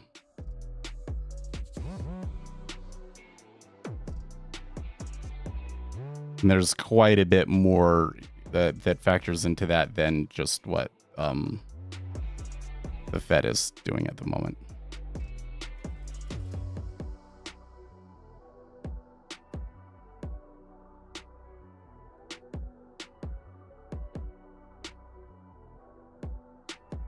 So I don't feel that this gives me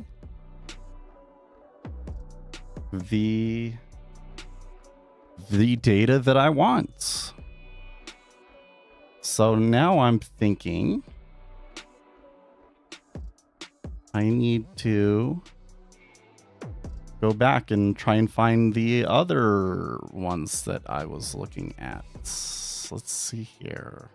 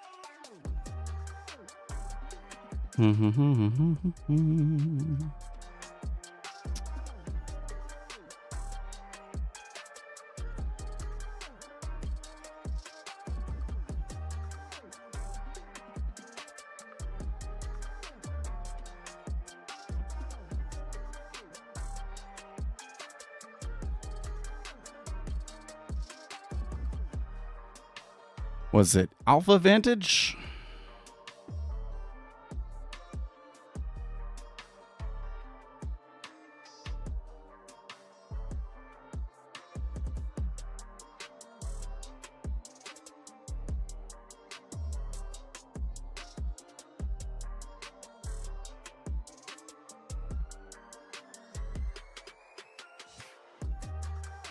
Fundamental data. Maybe company overview.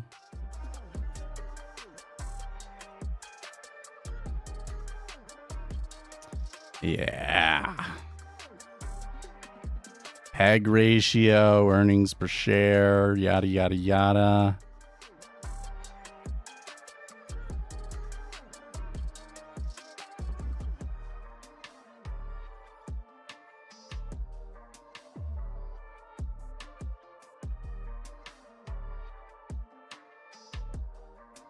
Well, I think I should be able to change this over to do using Alpha Vantage fairly easily. And we've got about 30 minutes left, so let's try it. But let's cp stocks.py to tiingo.py. Okay.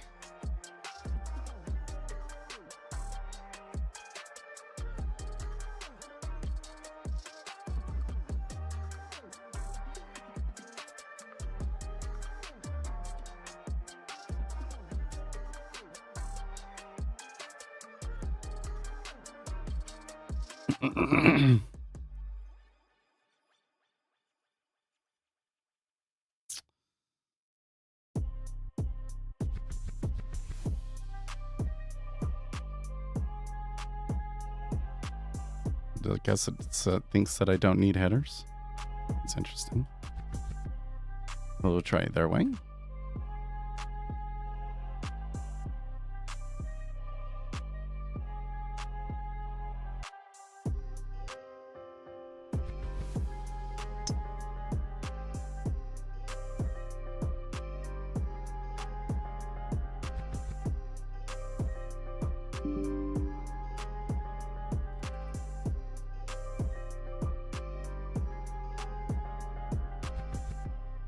Okay. And now I need to come over here and get myself a token.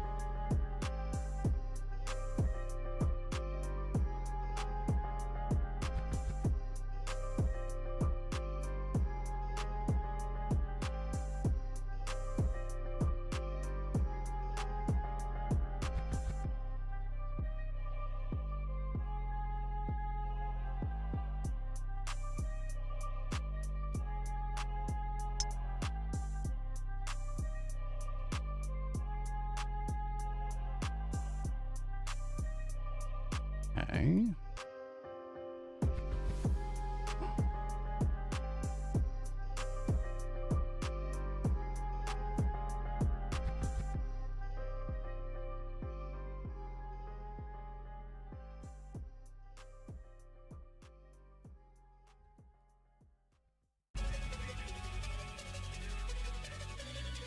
Okay, and now we will try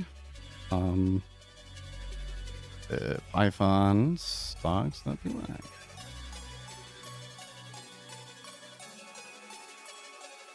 Oh, wait, what's that about?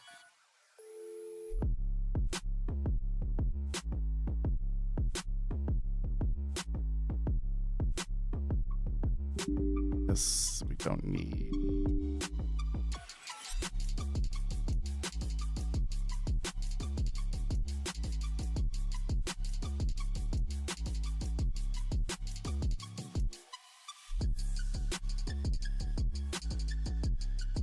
Oops. This is a string. There we go. Boo. Wait, what? Didn't return anything.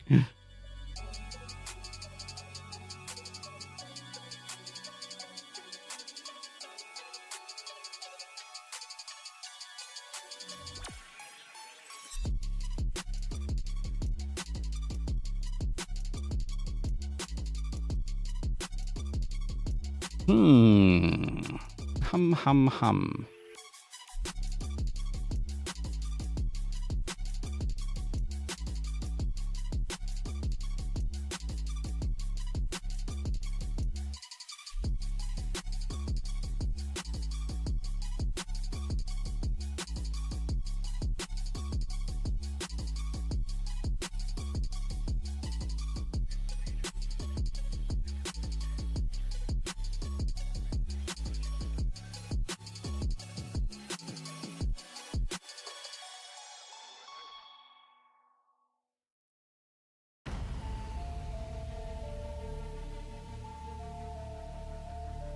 Query, function, overview, symbol. Oh. That would do it. If it thought that that symbol didn't exist. There we go. Okay.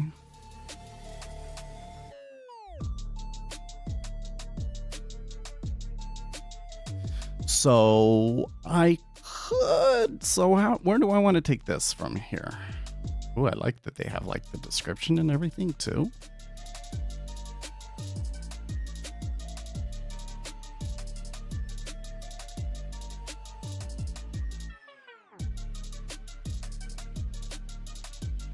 I think I want to put the information in a spreadsheet, but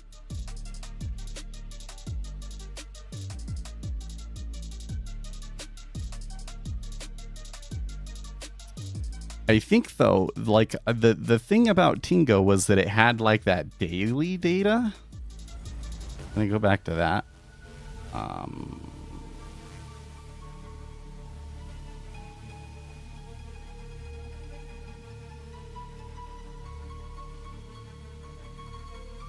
Fundamental data.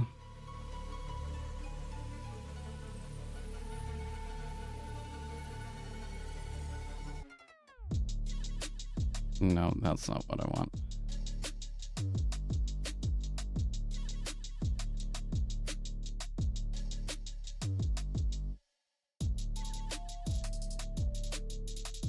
Come on, documentation. Fundamentals.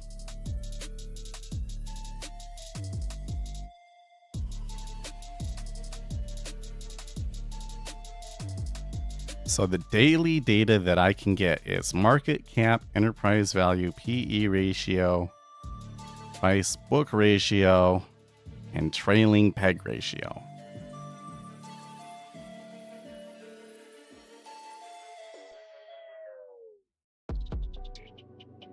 It's trailing price earnings growth. What I really want is forward price earnings growth, though.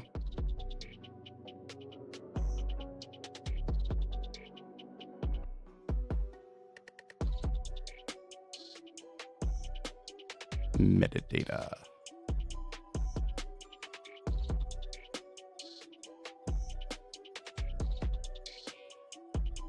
Like, that's not very many things to be getting for, like, what you're paying, you know?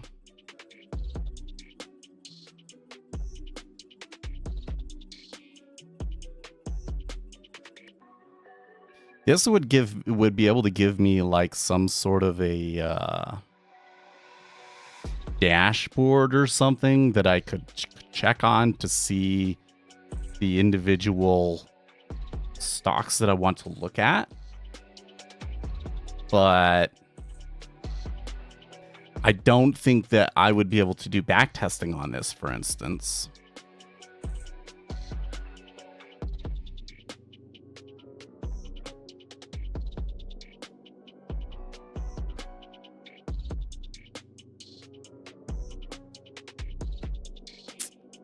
Well, hopefully you guys learned a thing or two from watching that. It's not complicated code, right?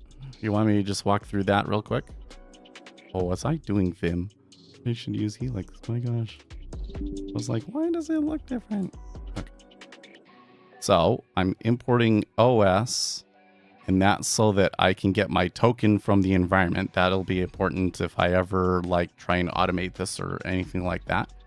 Store the token in the environment, then the script pulls it from there. There's this headers part, although apparently I don't need that anymore. I also have a variable for my symbol, and then I set up the URL. So if you put an F in front of a string here like this in Python, then it allows you to put the variables that you want inside of the string. So I just took the URL that they had, and then I say symbol equals, and then I have symbol for my variable right there, and API key equals my API key. Kind of, it's kind of weird to me to have the API key as something that like you pass in at the end, but like, whatever. Okay, so then you do the results, you get the results, and from there's a method in the results to convert the results to JSON. So I create a formatted string from that JSON and print that out. And that's how I get the data with JSON. So the data retrieval, not too complicated, obviously, but it was more about testing the API and seeing what you got out of it. Well, it gives me the information that I want. It's just I can't look at that information historically, which if I wanted to say like, what if I compose a portfolio with these attributes and so forth, how did that do in the past, sort of a thing? I would need to be able to know, okay, but what was the forward-looking price earnings growth ratio, like last year or 10 years ago? And then I look at through my universe of stocks and I say, okay, these are the 10 that I want to be in them for a year, reassess at the end of that year, something like that, right?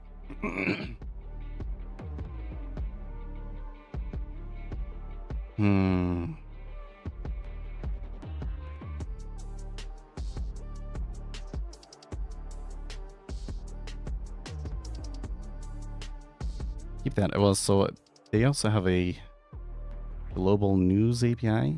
Let's look at that real quick.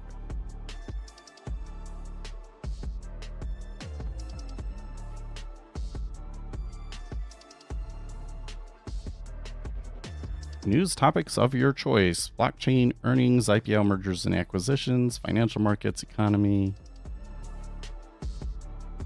macro, sort, limit, examples,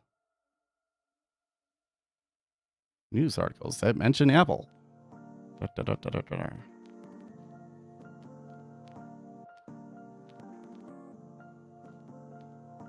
Now, I want one that's I need to be able to differentiate like what is a hard data release and what time it was at. I don't think that does this.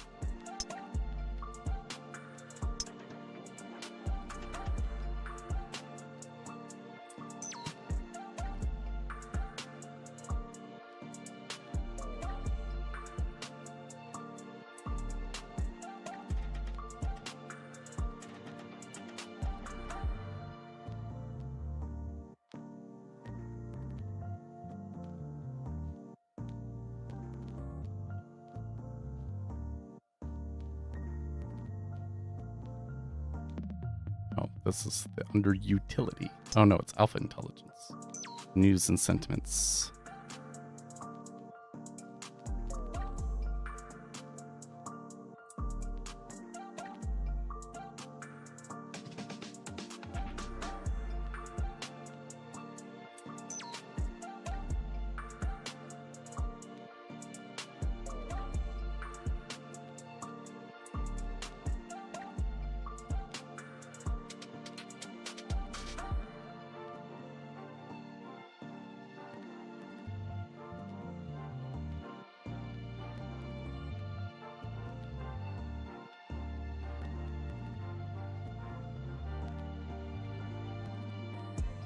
Oh, look, here's somebody on Medium. They want to look at the same metric that I do. I think price earnings growth is like really important. I don't understand why in the stock world, everybody always talks about the PE ratio and not the price earnings growth ratio. If I really want to say this stock is way too expensive, it's should be that the price earnings growth ratio is really high, because that should factor in what the market expects the stock to grow in the next year, you know?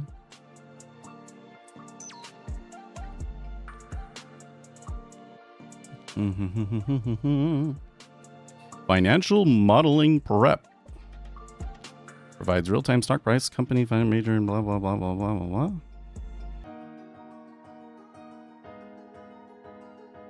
Company reports goes back 30 years.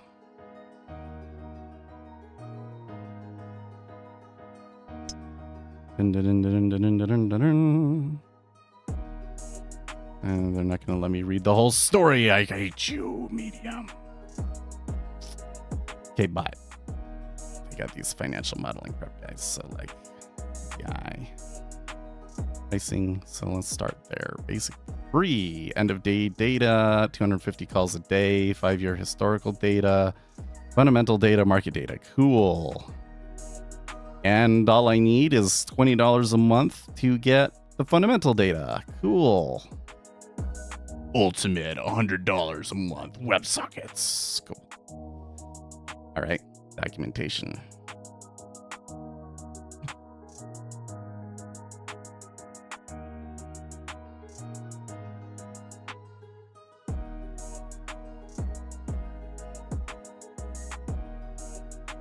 Company information. Ooh, number of employee count.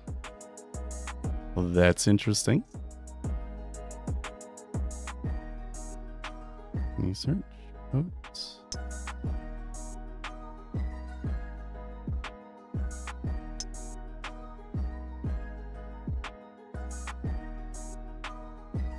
Statement analysis. Ah, ratios.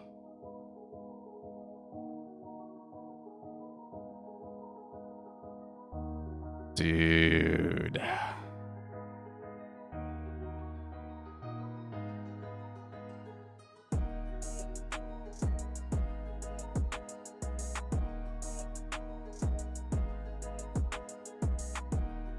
Price earnings growth ratio.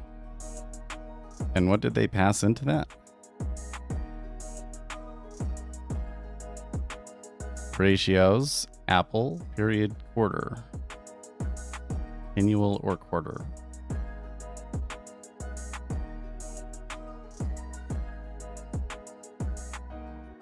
Key metrics. Yeah, cool. For the trailing 12 months.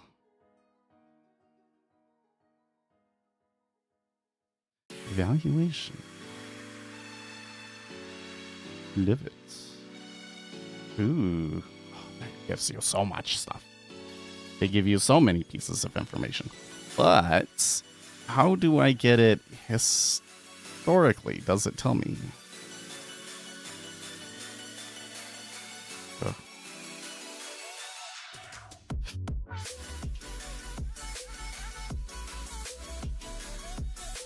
See this? Okay, you know what we're gonna do? We're gonna do medium.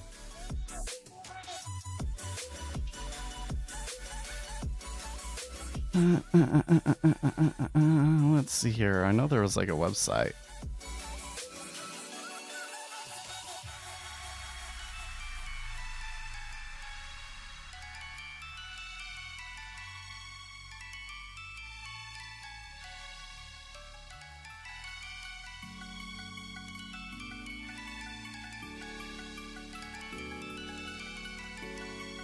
I'm a cheat.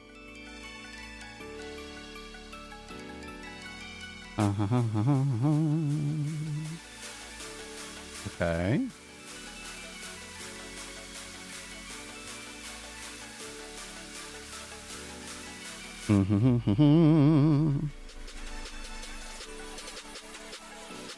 Ratios.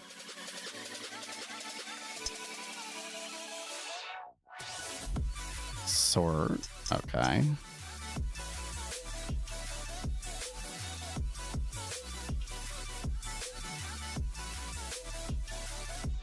Cool. You can sort them by their return on equity. That does not help me.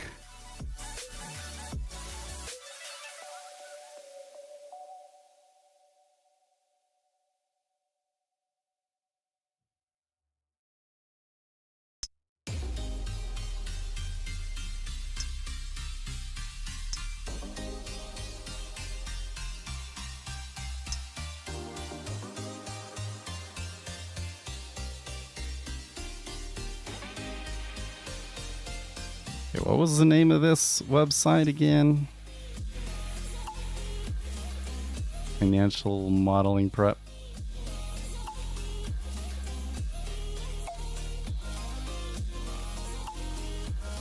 What are these guys' angle here? This website, because that's a weird name.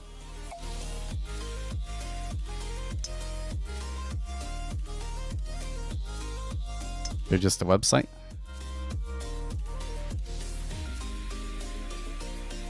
We give you a free financial modeling methodology through our academy. Oh, okay.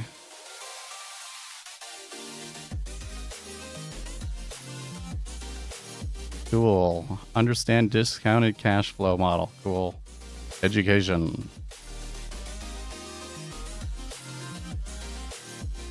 Financial analysis. Kind of looks like that's more like a shtick for promoting their larger service. So that one, click and close all that. That doesn't do it.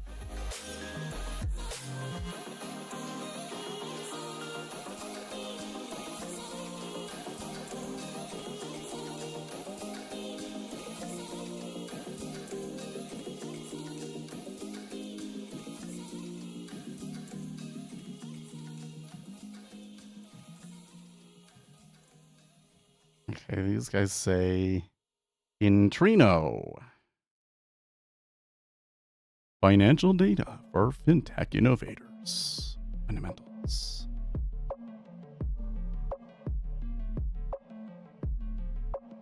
Included in our metrics and ratios.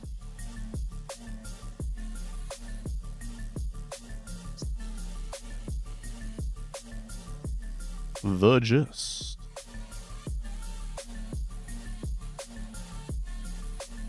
Okay.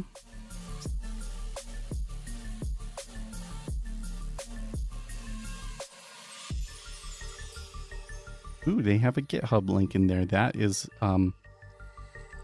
that is confidence inspiring.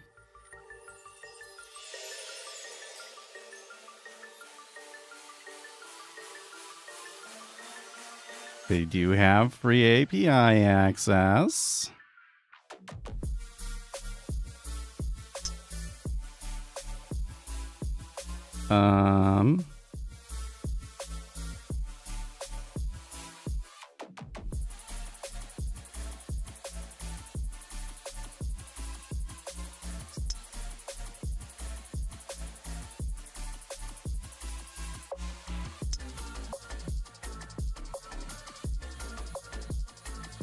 No, but what were these guys talking about?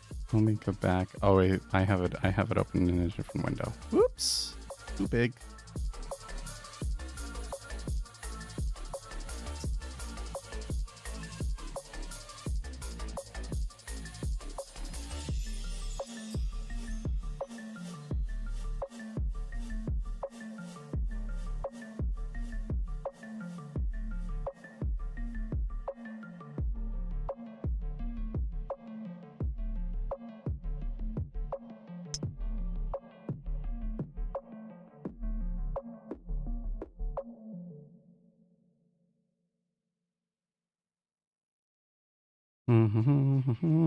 Oh, so many beautiful pieces of data. Oh. Price book, price earnings.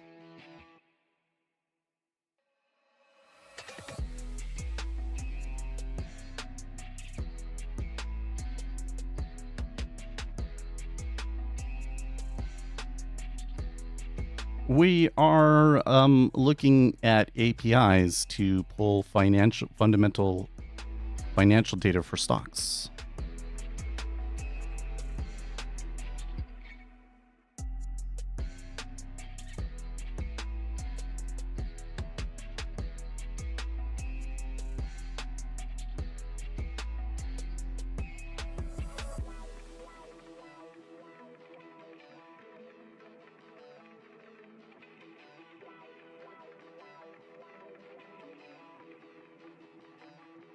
Okay, well, let's just go and use like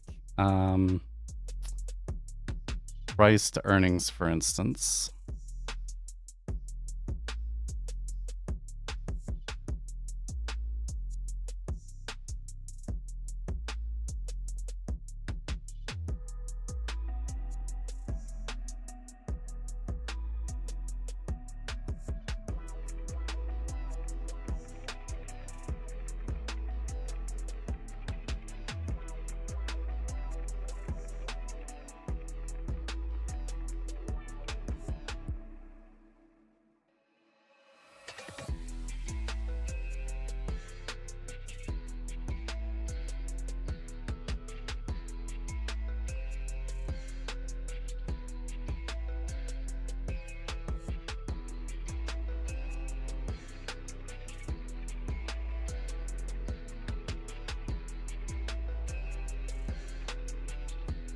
Oh, man.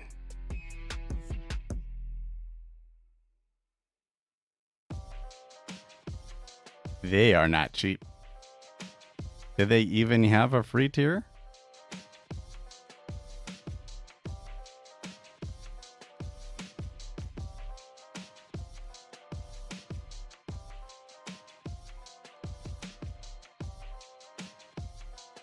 I don't know what the free tier gives you, but I don't think it gives you this. But I will save that.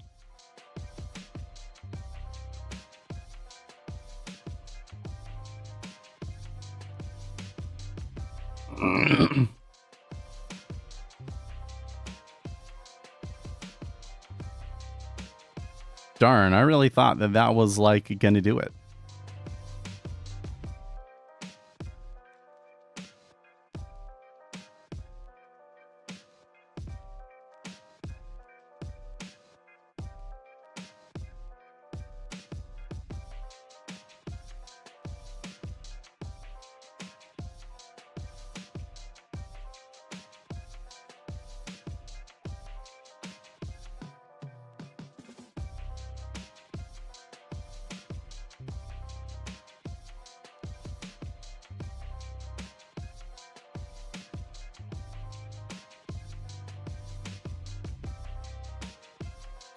No, I didn't trade it today.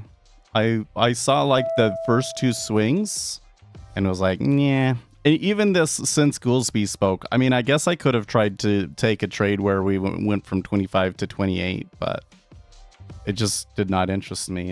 It doesn't seem like the kind of like continuation momentum sort of thing that I would want to be seeing today for me to be trading it was just not there. So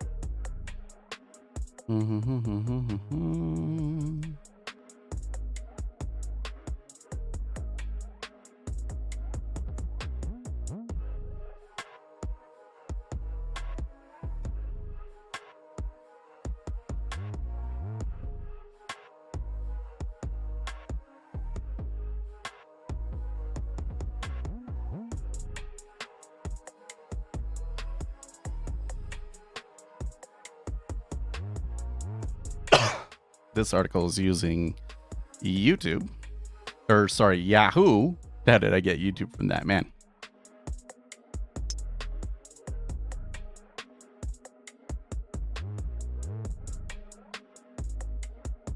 Yeah, they're just showing you how to calculate all these things for free right now, but not.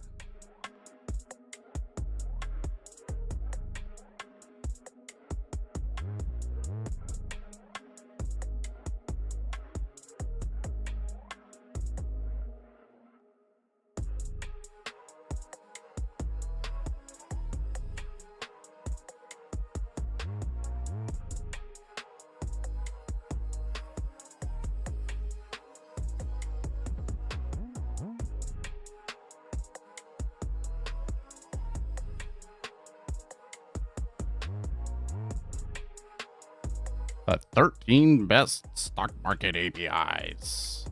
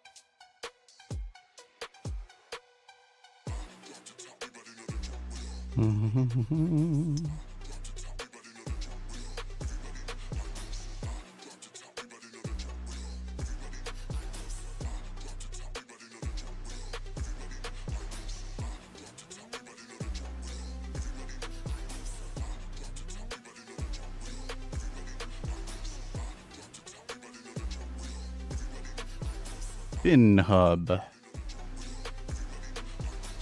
Okay.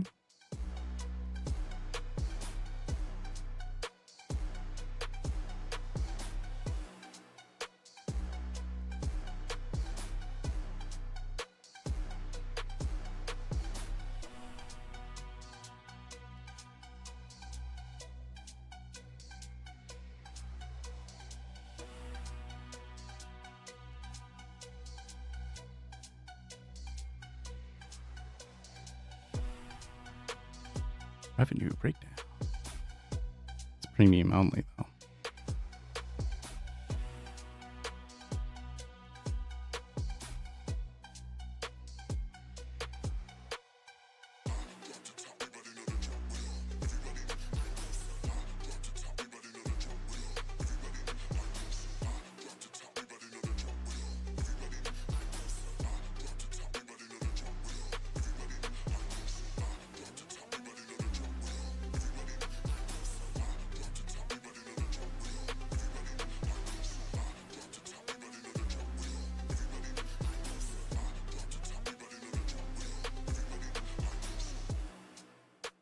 Bingo.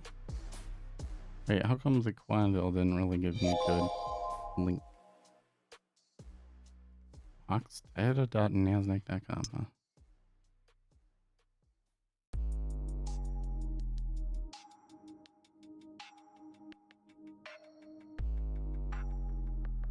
Oh, okay, that's Nasdaq's data. That's what's up with that. Tingo is what I was just looking at.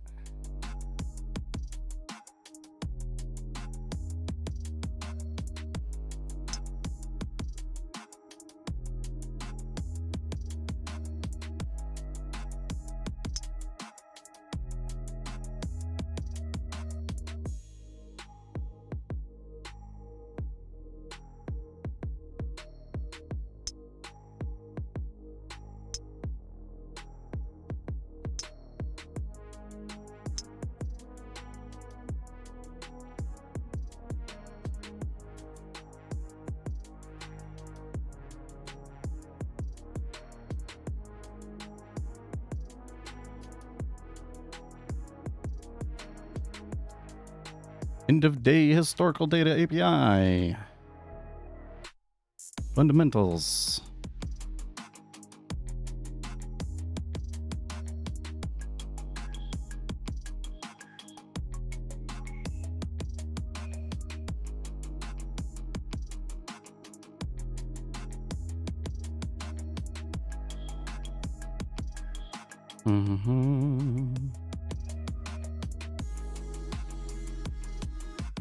Woo! That gives you tons of data.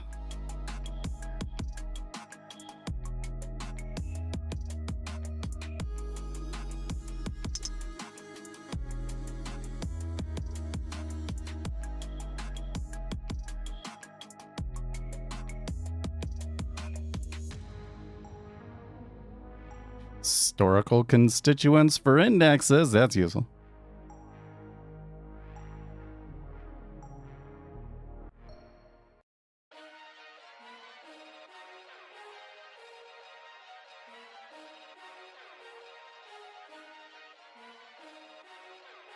Historical data.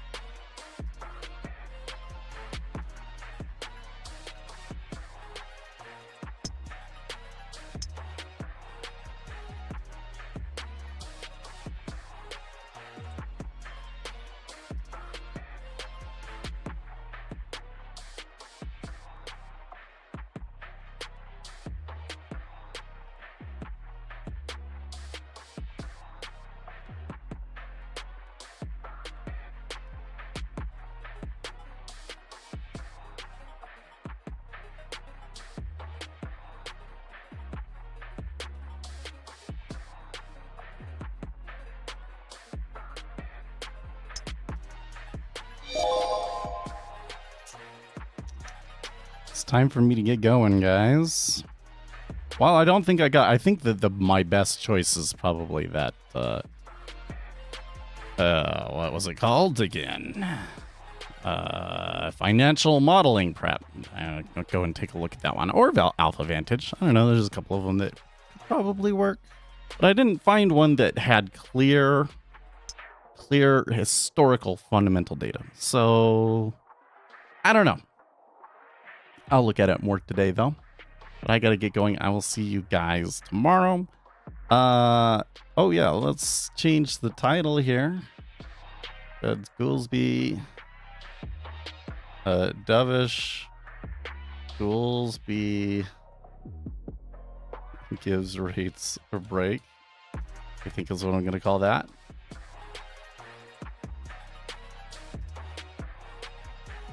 How do I spell his freaking name? Let's just call it Dovish. Fed speakers gives rates a break. Say. That's probably kind of like an exaggeration of what happened, but you know, that's what it is. And when I'm going back and looking for the best day, that's what I'm going to look for. So that's how I decide to name them, and I don't necessarily name them for YouTube. So, yeah, I will see you guys tomorrow.